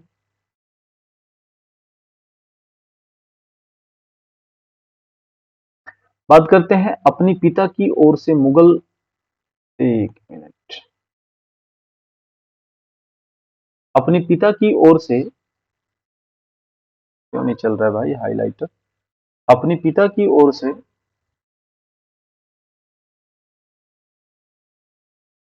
अपने पिता की ओर से मुगल किसके वंशज थे? तो ये तैमूर के वंशज थे। ठीक है। पिता की साइड से जो मुगल थे ये किसके वंशज थे? तो तैमूर के थे। न्याय का घंटा किसने स्थापित किया था? तो न्याय का घंटा जहांगीर ने स्थापित किया था। ताजमहल का मुख्य वास्तुकार किसे माना जाता है? तो अहमद लाहौरी को ताजमहल का मुख्य वास्तुकार माना जाता है। प्रसिद्ध स्मारक ताजमहल जो है किस नदी के किनारे है? तो ये यमुना के ठीक दक्षिण साइड में है। 1527 में खानवा का युद्ध जो है बाबर ने किसे हराया था? तो खानवा के युद्ध में बाबर और राणा सांगा के बीच युद्ध हुआ था। ठीक है। किसके शासनकाल में मुगल पेंटिंग अपने शिखर पर पहुंची थी? तो ये जहांगीर के शासनकाल में पेंटिंग जो है अपने शिखर पर थी, यानी पेंटिंग को काफी बढ़ावा मिला था। मुगलों की सेवा में सम्मिलित होने वाले, ठीक है, मुगलों की सेवा में सम्मिलित होने वाले तथा कोई हैसियत अथवा पद प्राप्त करने वाले क्या कहलाते थे? तो मनसबदार कहलाते थे। चंगेज खान किस राजनीति का शासक था? तो ये मंगोल राजनीति का शासन था, सॉरी जनजाति, राजनीति नहीं। चंगेज खान किस जनजाति का शासक था? तो ये मंगोल जनजाति का शासक था। आगे बात करते हैं, या तो ऊपर ही हो जा रहा है या नीचे ही हो जा रहा है। जहांगीर की आत्मकथा तुजुक ए जहांगीरी किस भाषा में है? तो ये फारसी लैंग्वेज में लिखी गई है। आईने अकबरी नामक पुस्तक के लेखक कौन है? तो अबुल फजल। अकबर द्वारा सिसोदियों की राजधानी चित्तौड़ पर किस वर्ष कब्जा किया गया था? तो 1568 ईस्वी में। अबुल फजल द्वारा अकबर के शासन के इतिहास की कितनी जिल्दें लिखी गईं? तो 3 जिल्दें लिखी गई हैं। दिल्ली के जामा मस्जिद का निर्माण किसने करवाया? तो ये शाहजहां ने करवाया था। अबुल फजल द्वारा अकबर के शासन के इतिहास की लिखित 3 जिल्दों का शीर्षक का नाम क्या था? तो अकबर नामा। ठीक है। जहांगीर किसके साथ विवाहित थे? तो ये मेहरुनिसा, इनकी जो पत्नी थी उनका नाम था मेहरुनिसा। सुमेलित करने की बात आती है तो सदर का मतलब होता है धार्मिक तथा धर्मार्थ किए जाने वाले कार्यों का मंत्री। फौजदार का मतलब होता है सैनिक वेतनाधिकारी। कोतवाल का मतलब होता है नगर का पुलिस अधिकारी।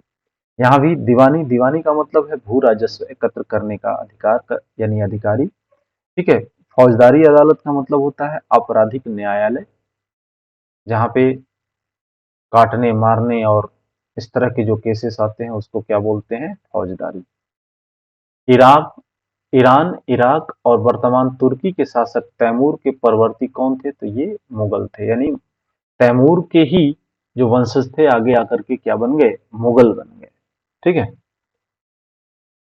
हुमायूं का मकबरा कहाँ है? तो ये नई दिल्ली में है। किस मुगल सम्राट के शासन के दौरान भारतीय मुगल चित्रों का उद्गम हुआ? तो ये हुमायूं के शासनकाल के दौरान काफी ज्यादातर करके ये इनका उद्गम हुआ। 16वीं शताब्दी में दिल्ली का लाल किला किस राजवंश के शासकों का निवास था? तो ये मुगल राजवंश के शासकों का निवास था। दिल्ली के जामा मस्जिद का निर्माण किसने करवाया था? तो शाहजहां ने करवाया था। शाहजहां, औरंगजेब, अकबर, जहांगीर में से कौन सा मुगल शासक अशिक्षित था, यानी पढ़ा लिखा नहीं था? तो ये अकबर था, बाकी सब पढ़े लिखे थे। यानी लाल किला के निर्माण का श्रेय किसे जाता है? तो शाहजहां को। ठीक है। फैजी अकबर के दरबार में रहते थे। काबुल, अवध, लाहौर एवं बीजापुर में कौन सा राज्य अकबर के साम्राज्य में शामिल नहीं था? तो ये जो बीजापुर है ये अकबर के साम्राज्य में नहीं आता था। संगीत सम्राट तानसेन के गुरु कौन थे? तो हरिदास। दिल्ली के लाल किले में मोती मस्जिद का निर्माण औरंगजेब ने, अभी हमने ऊपर भी बात किया था, कि दिल्ली के लाल किले में मोती मस्जिद का निर्माण जो है औरंगजेब ने करवाया था, और आगरा के लाल किले में मोती मस्जिद का निर्माण जो है शाहजहां ने करवाया था। अकबर के समय मुगल साम्राज्य की पश्चिमोत्तर सीमा क्या थी? तो हिंदुकुश। हिंदुकुश जो पर्वत है, ये मुगल साम्राज्य की पश्चिमोत्तर सीमा हुआ करती थी। आगरा में किस मस्जिद पर बंगाल शैली का प्रभाव माना जाता है? तो ये नगीना मस्जिद पर बंगाल शैली का प्रभाव माना जाता है। मोती उत्पादन, सिल्क वस्त्र एवं सूती वस्त्र में से कौन सा मुगल काल का एक प्रमुख उद्योग था? तो ये जो सूती वस्त्र है, ये मुगल काल का एक प्रमुख उद्योग था। अपनी माता की ओर से मुगल किसके वंशज थे? तो ये चंगेज खान के वंशज थे। यहाँ पे ध्यान देना है कि पिता की ओर से ये मंगोल थे। ठीक है,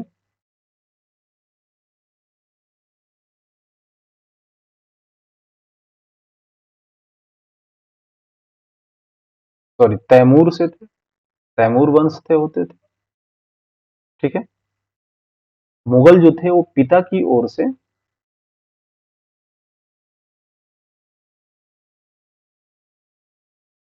पिता की ओर से ये तैमूर थे, और माता की ओर से ये चंगेज खान के वंशज थे। ठीक है, इस चीज का ध्यान रखना है। अकबर के शासन में राजस्व व्यवस्था को क्या कहा जाता है? तो अकबर के शासन काल में राजस्व व्यवस्था को जब्त कहा जाता था। मध्यकालीन भारत में किसने पहली बार युद्ध में तोपों का इस्तेमाल किया था? तो बाबर ने किया था। पानीपत की लड़ाई में बाबर ने किसकी सेना का सामना किया था? तो इब्राहिम लोदी की सेना का सामना किया था। भारत में मनसबदारी प्रथा किसने शुरू की थी? तो अकबर ने शुरू की थी। अबुल फजल किस सूफी संत के पुत्र थे? तो शेख मुबारक के पुत्र थे। किस लेखक ने अकबर के दीन इलाही को उनकी मूर्खता का, न कि बुद्धिमत्ता का स्मारक कहा? ये कहा था विसेंट स्मिथ ने। ठीक है, विसेंट स्मिथ ने अकबर के दीन इलाही को उनकी मूर्खता कहा था। बात करते हैं अगले क्वेश्चन की। तो जहांगीर का के काल में मुगल दरबार में आने वाला प्रथम यानी अंग्रेज कौन था? तो कैप्टन विलियम हॉकिंस था। शाहजहां के शासनकाल में कौन सा विदेशी यात्री भारत आया था? तो ये मनुची था। ताजमहल को संगमरमर में स्वप्न, अ ड्रीम इन मार्बल कहा गया है या कहा जाता है। किस स्मारक को पत्थर में स्वप्न कहा जाता है? तो पंचमहल को। ठीक है, ताजमहल को क्या कहा जाता है? अ ड्रीम इन मार्बल, और a dream in stone Panchmahal को कहा जाता है। 1665 में पुरंदर की संधि के प्रत्यक्ष उद्देश्य क्या था? तो शिवाजी और बीजापुर के सुल्तान के बीच विवाद के बीच बोला। ठीक है, निम्नलिखित में से कौन सा युग्म सही नहीं है? तो अगर इसमें बात करें तो ये जो है बाबर और बैरम खां वाला युग्म जो है ये सही नहीं है। ठीक है,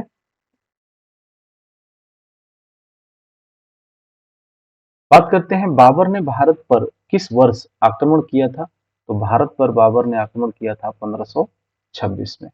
इस पे, लोधी वंश पे, है ना।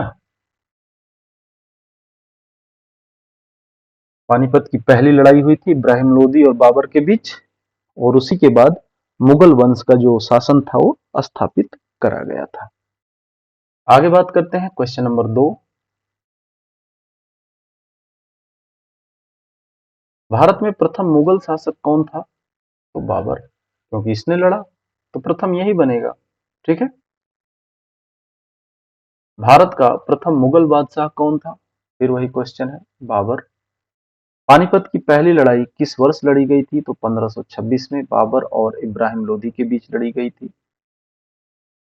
ठीक है, पानीपत की प्रथम लड़ाई किन दो सेनाओं के बीच लड़ी गई? अभी हमने बात किया, बाबर तथा लोधी साम्राज्य के बीच ये लड़ी गई थी पानीपत की पहली लड़ाई 1526 ईस्वी में, जिसमें लोधी हार गया था। बाबर ने मुगल वंश की सॉरी गुलाम वंश की स्थापना कर दी।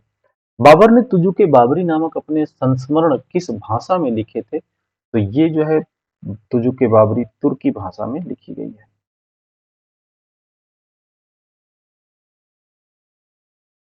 हो क्या रहा है, एक बार बहुत ऊपर हो जा रहा है, एक बार बहुत नीचे हो रहा है। क्वेश्चन नंबर 7 की बात करें, हो जाओ भाई, सही हो जाओ।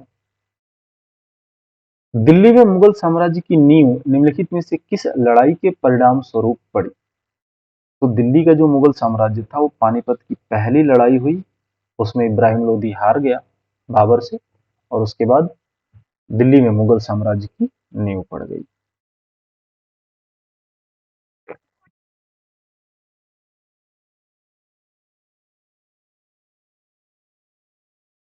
निम्न में से किसका अपने समकालीन मुगल बादशाह के साथ मिलान गलत हुआ है?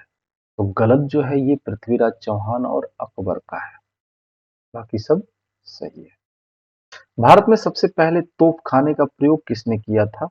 तो ये किया था बाबर ने। तोप खाने का इस्तेमाल किसने किया? तो बाबर ने शुरू किया था तोप मारना। ठीक है। फिर क्वेश्चन नंबर 10 की बात करें तो खानवा के युद्ध में, ध्यान देना, खानवा के युद्ध में बाबर तथा पराजित किए जाने वाला राजपूत कौन था? तो ये थे राणा सांगा। क्वेश्चन नंबर 11 की बात करें तो बाबर की मृत्यु कहाँ हुई थी? तो बाबर की मृत्यु जो है आगरा में हुई थी। ठीक है। लेकिन यहाँ पे दो क्वेश्चन आते हैं, ध्यान देना है कि बाबर की मृत्यु जो है 26 दिसंबर 1530 में आगरा में हुई। प्रारंभ में उसे नूर अफगान यानी आधुनिक आरामबाग जिसे कहते हैं, जो कि ये आगरा में ही है। ठीक है। आरामबाग कहाँ है? आगरा में है। यहीं दफनाया गया था, परंतु बाद में उसे काबुल के उसी द्वारा चुने गए स्थान पर दफनाया गया, यानी यहाँ से निकाल करके इसकी अस्थि को काबुल लेके जाया गया, वहां दफनाया गया। क्वेश्चन नंबर 12 की बात करें तो पुराना किला किसने बनवाया था?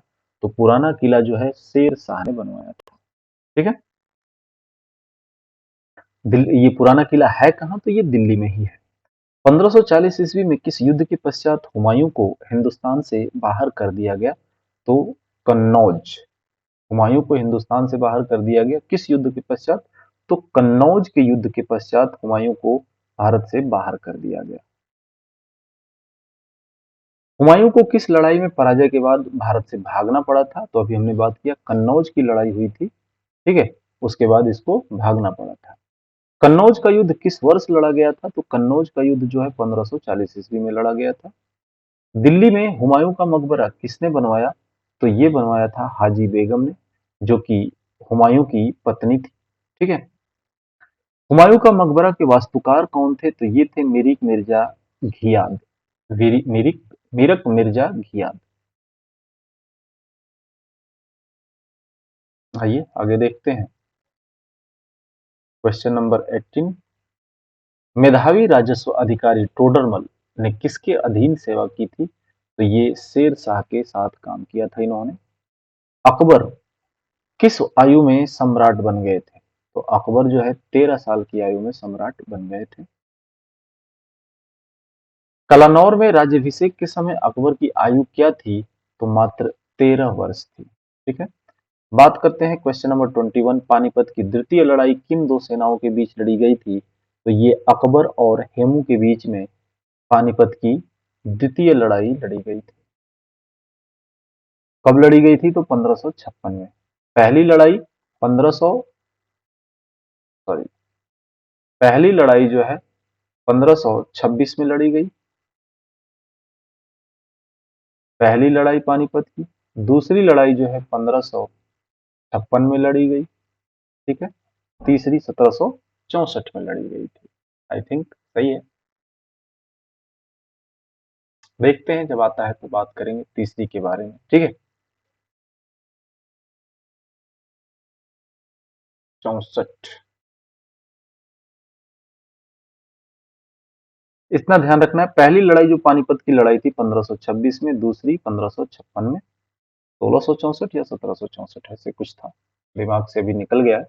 करते हैं इसके बारे में बात, आगे मिल ही जाएगा, वो कहीं ना कहीं जरूर ही मिलेगा। ठीक है। आइए बात करते हैं महाभारत का फारसी में अनुवाद किसने किया था? तो बदायूनी ने महाभारत को फारसी में अनुवाद किया था। ठीक है। और फारसी में अनुवाद करके क्या नाम दिया था? तो रज्म नामा नाम दिया था। रामायण का अनुवाद फारसी में किसने किया था? तो ये भी बदायूनी ने किया था। ठीक है। आगे बात करते हैं, निम्नोक्त में किसने अकबर की जीवन कथा लिखी है? तो अकबर की जीवन कथा कौन लिखा भाई? अबुल फजल ने लिखा। आईने अकबरी पुस्तक के लेखक कौन है? तो ये भी अबुल फजल है। आईने अकबरी यानी अकबर की जीवन कथा किसने लिखी? अबुल फजल ने। अकबरनामा किसने लिखा? तो ये भी अबुल फजल ने लिखा। वह प्रसिद्ध जैन विद्वान कौन था जिसका अकबर बहुत सम्मान किया करता था? तो ये थे हरिविजय। ऐसे जैन विद्वान कौन थे जिनका या जिसका अकबर बहुत सम्मान करते थे? तो ये थे हरिविजय। ठीक है। दीन इलाही बनाने का मूल उद्देश्य क्या था? दीन इलाही बनाने का मुख्य उद्देश्य था विश्व बंधुत्व। ठीक है। हल्दी घाटी की लड़ाई किनके बीच लड़ी गई थी? तो अकबर और राणा प्रताप सिंह। अकबर और राणा प्रताप सिंह के बीच हल्दी घाटी की लड़ाई लड़ी गई थी 1576 में। ठीक है। क्वेश्चन नंबर 30वां देखें तो मनसबदारी प्रणाली किसने शुरू की थी? तो मनसबदारी प्रणाली जो है ये अकबर ने शुरू करी थी। निम्न में से किसने मनसबदारी व्यवस्था का सूत्रपात किया था? तो वही क्वेश्चन है सेम, अकबर ने किया था। ठीक है। फतेहपुर सीकरी का निर्माण किसने करवाया था? तो फतेहपुर सीकरी का निर्माण जो है अकबर ने करवाया था। क्वेश्चन नंबर 33 देखें तो निम्नलिखित में से किसने फतेहपुर सीकरी के पंचमहल का निर्माण करवाया था? तो ये भी अकबर ने करवाया था। ठीक है। आइए आगे देखते हैं क्वेश्चन नंबर 34। निम्नलिखित में से कौन सा एक फतेहपुर सीकरी में स्थित नहीं है? तो फतेहपुर सीकरी में मोती मस्जिद नहीं है। मोती मस्जिद या तो बात आएगी लाल किला दिल्ली या लाल किला आगरा में। ठीक है। दिल्ली की अगर बात आती है तो ये बनवाया था औरंगजेब ने, और लाल किला आगरा की बात आती है तो वो बनवाया था शाहजहां ने। बुलंद दरवाजा कहाँ है? तो बुलंद दरवाजा उत्तर प्रदेश में है, फतेहपुर सीकरी में। ठीक है। अकबर अपना धार्मिक विचार विमर्श कहाँ करता था? तो ये इबादत खाना में अपना विचार विमर्श करता था। प्रयाग नगर को इलाहाबाद अल्लाह का नगर नाम किसने दिया था? तो ये अकबर ने नाम दिया था। पहले प्रयाग नगर था, उसको नाम दे दिया गया इलाहाबाद यानी अल्लाह का नगर। ठीक है। क्वेश्चन नंबर 38 देखें तो बात करते हैं अकबर के आरंभिक दिनों में उसकी रीजेंट कौन था? रीजेंट कौन था? तो ये थे बैरम खान। अकबर का अभिरक्षक कौन था? तो अब अकबर का अभिरक्षक जो थे वो थे बैरम खान। रीजेंट यानी अभिरक्षक। ठीक है। किस शासक ने जजिया समाप्त किया था? तो जजिया समाप्त किया था अकबर ने।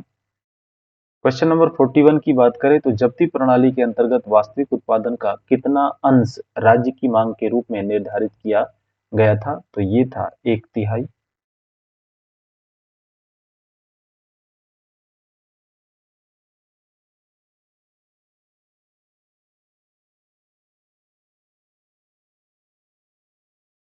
क्वेश्चन नंबर 42 की बात करें तो अकबर का प्रसिद्ध राजस्व मंत्री कौन था? तो राजस्व मंत्री थे टोडरमल। टोडरमल किस मुगल शासक के प्रसिद्ध राजस्व मंत्री थे? तो ये थे अकबर के। अभी हमने ऊपर देखा। क्वेश्चन कैसे भी घुमा के पूछ दिया जाता है तो इसमें कंफ्यूज नहीं होना है, ध्यान से क्वेश्चन को पढ़ना है और उसे 100% करके ही आना है। ठीक है। अकबर के दरबार में सबसे प्रसिद्ध संगीतकार तानसेन का मूल नाम क्या था? तो मूल नाम था रामतनु पांडे। तानसेन का मूल नाम क्या था? रामतनु पांडे। दीन इलाही एक नया धर्म निम्नलिखित में से किसके द्वारा शुरू किया था? तो ये अकबर के द्वारा शुरू किया गया था दीन इलाही। ठीक है। क्वेश्चन नंबर 46 की बात करते हैं तो निम्नलिखित में से कौन दीन इलाही का सदस्य बना था? तो ये राजा बीरबल जो थे दीन इलाही के सदस्य बने थे। अकबर के एकमात्र किस दरबारी ने दीन इलाही को स्वीकार किया था? तो ये थे बीरबल। सिर्फ एकमात्र व्यक्ति ने इस धर्म को अपनाया था, फिर बाद में इसको खत्म कर दिया गया क्योंकि लोगों का रुझान ही नहीं था इस साइड। निम्नलिखित में से कौन सा व्यक्ति निरक्षर था? तो निरक्षर की बात आती है तो ये अकबर जो था ये अनपढ़ था, इसे कुछ नहीं आता था, पढ़ाई में कुछ नहीं आता था। निम्नलिखित में से सही जोड़ा कौन सा है? तो सही जोड़ा की बात करें तो बैरम खां और अकबर। क्यों, क्या है इसमें? तो यहाँ पे देखना है कि बैरम खां और अकबर। बैरम खां अकबर का संरक्षक था। 1556 में पानीपत के द्वितीय युद्ध में उसी के सेनापतित्व में मुगल सेना ने हेमू के नेतृत्व वाली अफगान सेना को हराकर दिल्ली पर अधिकार किया था। ठीक है। आगे बात करते हैं क्वेश्चन नंबर 50। निम्नलिखित में से किस मुगल सम्राट को हिंदी गीतों की रचना का श्रेय प्राप्त है? तो ये है अकबर। हिंदी गीतों की रचना का श्रेय किसे मिलता है? तो ये अकबर को दिया जाता है। आगे बात करते हैं।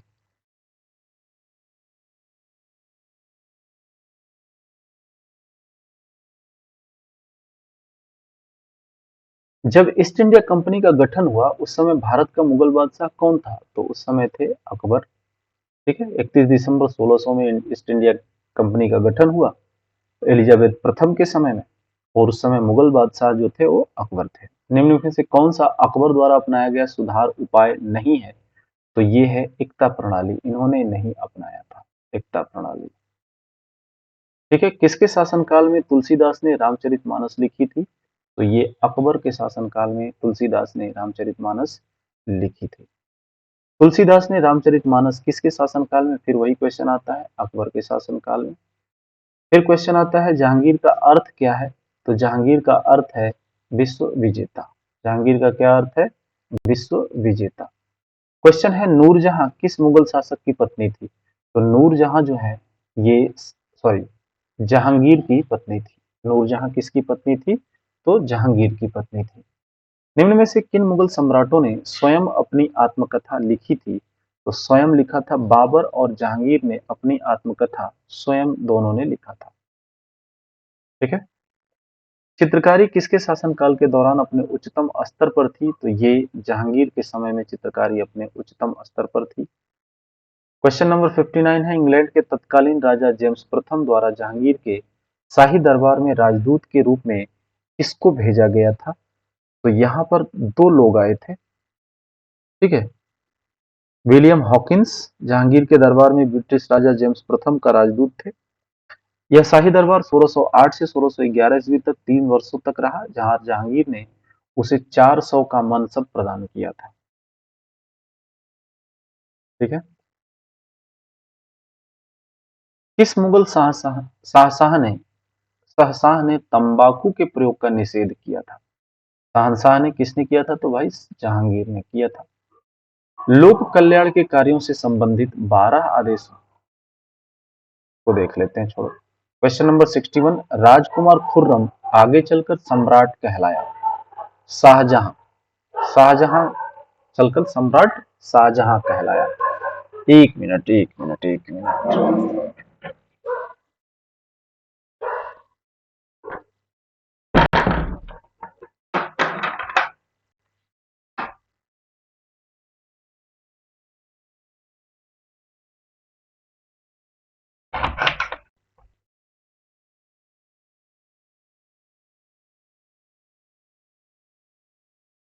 ये थोड़ा जरूरी था।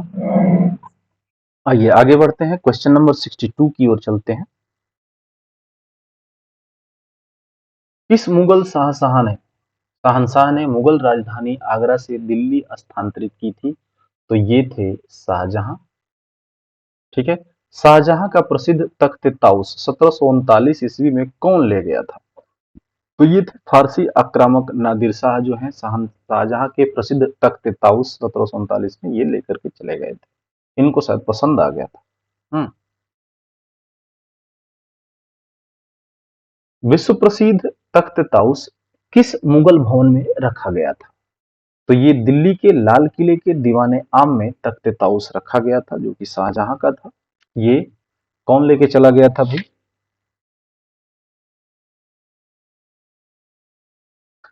बात करते हैं क्वेश्चन नंबर 65, मोती मस्जिद निम्न में से किस नगर में स्थित है? तो मोती मस्जिद जो है आगरा में भी है, और बात करते हैं अभी ऊपर भी हमने बात किया था तो दिल्ली में भी है, तो यहाँ दिल्ली ऑप्शन नहीं है, इसलिए आगरा हमारे लिए उचित होगा। क्वेश्चन नंबर बात करते हैं 66, कौन है जो उसकी शेष जिंदगी के लिए औरंगजेब ने कैद कर लिया? औरंगजेब ने किसको कैद किया था? तो शाहजहां को कैद कर लिया था। ठीक है, क्वेश्चन नंबर 67 की बात करें तो यहाँ पे है कि किस मुगल शासक ने संगीत और नृत्य पर प्रतिबंध लगा दिया था? तो ये औरंगजेब जी थे, जिन्होंने नृत्य और संगीत पर प्रतिबंध लगा दिया था। बात करते हैं 68, कौन जिंदा पीर के नाम से जाना जाता है? तो जिंदा पीर के नाम से औरंगजेब को जाना जाता है। ठीक है, औरंगजेब का उत्तराधिकारी कौन था? तो औरंगजेब का उत्तराधिकारी मुअज्जम था। मुगल शासकों की दरबारी यानी अदालती भाषा क्या थी? तो अदालती भाषा जो थी वो फारसी लैंग्वेज थी। लाल किले का निर्माण किसने करवाया था? तो लाल किले का निर्माण शाहजहां ने करवाया था। ठीक है। भारत में बीबी का मकबरा कहाँ स्थित है? तो भारत में बीबी का मकबरा जो है ये औरंगाबाद महाराष्ट्र में स्थित है।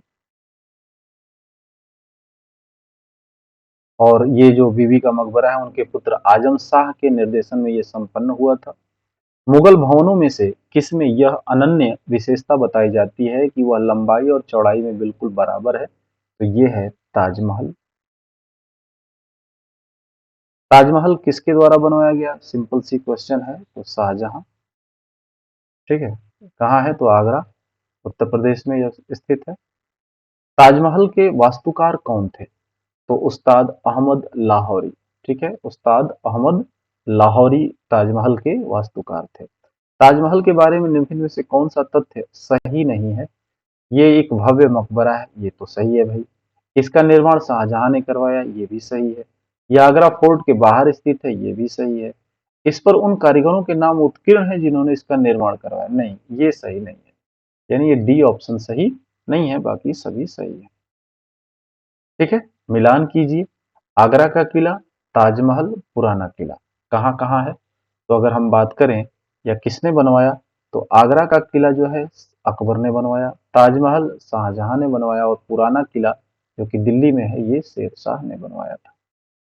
दिल्ली की जामा मस्जिद किस सदी में बनाई गई थी? तो ये 17वीं सदी में बनाई गई। ठीक है। फिर बात करेंगे शेर शाह के बारे में। शेर खान को चौसा 1539 और कन्नौज 1540 में हराकर उसे ईरान की ओर भागने के लिए बाध्य किसने किया था? तो ये हुमायूं ने किया था शेर खान को। ठीक है। शेर शाह का मकबरा कहाँ है? तो ये सासाराम बिहार में है। किसने मुगल सम्राट हुमायूं को परास्त किया तथा दिल्ली पर अधिकार करके स्वयं अपना राजवंश स्थापित किया? तो शेर शाह सूरी ने ऐसा किया था। शेर शाह का बचपन का नाम क्या था? फरीद खां।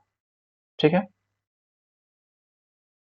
शेर खान ने हुमायूं को 1539 तथा 1540 ईस्वी में क्रमशः किन दो स्थानों पर पराजित किया था? तो यहाँ पे देखना है, चौसा में 1539 में चौसा में पराजित किया और 1540 में कन्नौज में पराजित किया था, जिसके बाद ये भग गए थे छोड़ करके, भारत छोड़ करके भग गए थे। निम्नलिखित में से किसके शासनकाल के दौरान भारत में 1 रुपए का सिक्का यानी टकसालित मिंट किया जाता था? तो ये शेर शाह सूरी के शासनकाल के दौरान, शेर शाह सूरी के शासन के दौरान ये ऐसा चल रहा था। क्वेश्चन नंबर 3 है, शेर शाह द्वारा निर्मित ग्रैंड ट्रंक रोड पंजाब को किसके साथ जोड़ती है? तो पंजाब को पूर्व बंगाल के साथ जोड़ती है। ठीक है। शेरशाह की मृत्यु कहाँ लड़ते हुई हुई थी? तो कलिंजर में, कालिंजर में शेरशाह की मृत्यु हुई थी लड़ाई लड़ते हुए। फिर बात करेंगे, कुछ क्वेश्चंस हैं मराठा से संबंधित। छत्रपति शिवाजी महाराज किस वंश के शासक थे? तो ये मराठा वंश के शासक थे। किस वर्ष शिवाजी को छत्रपति का ताज पहनाया गया था? तो 1674 ईस्वी में। छत्रपति संभाजी किस वंश का शासक थे? किस वंश के शासक थे? तो मराठा वंश के शासक थे। किसने गुरिल्ला युद्ध के तरीकों की शुरुआत की? तो ये शिवाजी ने शुरू की थी। भारत में मुगल सम्राट यानी मुगल शासन को खत्म करने की एक बड़ी सीमा तक श्रेय किसे दिया जाता है? तो ये मराठा को दिया जाता है। पुणे कभी पेशवा की राजधानी के रूप में जाना जाता था। ठीक है। गोरा कुंभार एक हिंदू संत थे जो भक्ति आंदोलन और महाराष्ट्र के वारकरी संप्रदाय से जुड़े हुए थे। ज्ञानेश्वर 13वीं शताब्दी की एक मराठी संत थे जिन्होंने ज्ञानेश्वरी लिखी थी और ये भगवत गीता की एक कमेंट्री भी है। ठीक है। 1761 की पानीपत की तीसरी लड़ाई, सॉरी पानीपत की तीसरी 1761 में हमने बात किया था। पहली लड़ाई हुई थी 1526 में, दूसरी हुई 1556 में और तीसरी हुई 1761 में। ये पानीपत की लड़ाई हुई थी।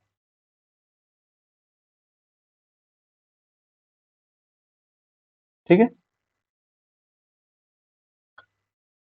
महादजी सिंधिया तथा नाना फडणीस किस राजवंश के प्रसिद्ध योद्धा थे? तो ये मराठा के थे। मराठा काल में ग्राम प्रशासन की देखभाल करने वाला अधिकारी क्या कहलाता था? तो पाटिल कहलाता था। ठीक है। नाना फडणवीस का मूल नाम क्या था? तो बालाजी जनार्दन भानु। नाना फडणवीस का मूल नाम था बालाजी जनार्दन भानु। शिवाजी का गुरु कौन था? तो शिवाजी के गुरु थे रामदास। क्वेश्चन नंबर 3 है, उस मराठा राजा का नाम बताएं जो औरंगजेब से बहादुरी से लड़ा था। तो ये थे शिवाजी। छत्रपति शिवाजी को हराने के लिए औरंगजेब ने किसको भेजा था? तो छत्रपति शिवाजी को हराने के लिए औरंगजेब ने राजा जय सिंह को भेजा था। ठीक है, राजा जय सिंह को भेजा था। शिवाजी को पकड़ने के लिए औरंगजेब द्वारा किस जनरल को भेजा गया? तो ये शाइस्ता खान को भेजा गया था। ठीक है। शिवाजी ने कितनी बार सूरत को लूटा है? तो शिवाजी ने 2 बार सूरत को लूटा था। 1700 ईस्वी में राजा राम की मृत्यु के बाद मराठों ने मुगलों के विरुद्ध युद्ध उनकी वीर पत्नी किसके नेतृत्व में? तो ताराबाई के नेतृत्व में जारी रखा था। ठीक है। शिवाजी का राज्याभिषेक कब हुआ था? तो शिवाजी का राज्याभिषेक 1674 में हुआ था। क्वेश्चन नंबर 9 की बात करें तो शिवाजी के राज्य की राजधानी कहाँ थी? तो शिवाजी के राज्य की राजधानी रायगढ़ में। यूरोपियन शक्ति पहचानिए जिससे शिवाजी ने तोपों और गोला बारूद प्राप्त किए थे। तो किससे प्राप्त किए थे? तो अगर आप देखें तो यहाँ स्टार लगा हुआ है। इसके एक्सप्लेनेशन को पढ़ते हैं तो शिवाजी के पास एक छोटा तोपखाना था जिसमें लगभग 200 तोपें थी। ये तोपें फ्रांसीसियों, पुर्तगालियों तथा अंग्रेजों से खरीदी गई थी। यानी ये तीनों है, फ्रांसीसी, पुर्तगाली और अंग्रेज, इन तीनों से खरीदी गई थी। ठीक है।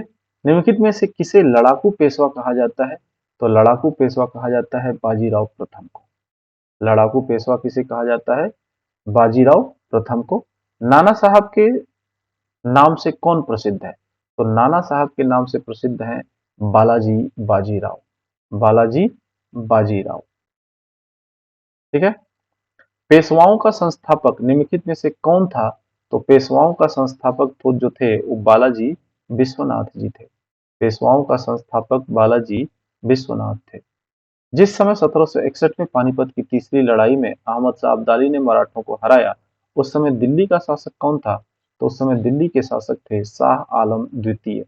1761 में मराठा और अहमद शाह अब्दाली और मराठों के बीच लड़ा गया था। उस समय दिल्ली के शासक थे शाह आलम द्वितीय यानी अली गौहर। ठीक है। प्रथम आंग्ल मराठा युद्ध कौन सी संधि द्वारा समाप्त हुआ था? तो ये था सालबाई। प्रथम आंग्ल मराठा युद्ध किस संधि द्वारा समाप्त हुआ? तो सालबाई के द्वारा ये समाप्त हुआ था। पेशवा प्रथा ब्रिटिश द्वारा किस पेशवा के काल में समाप्त की गई थी? तो ये बाजीराव द्वितीय के काल में समाप्त कर दी गई थी। ठीक है। तो इस तरह से ये मध्यकालीन का भी जो चैप्टर है, मध्यकालीन भारत,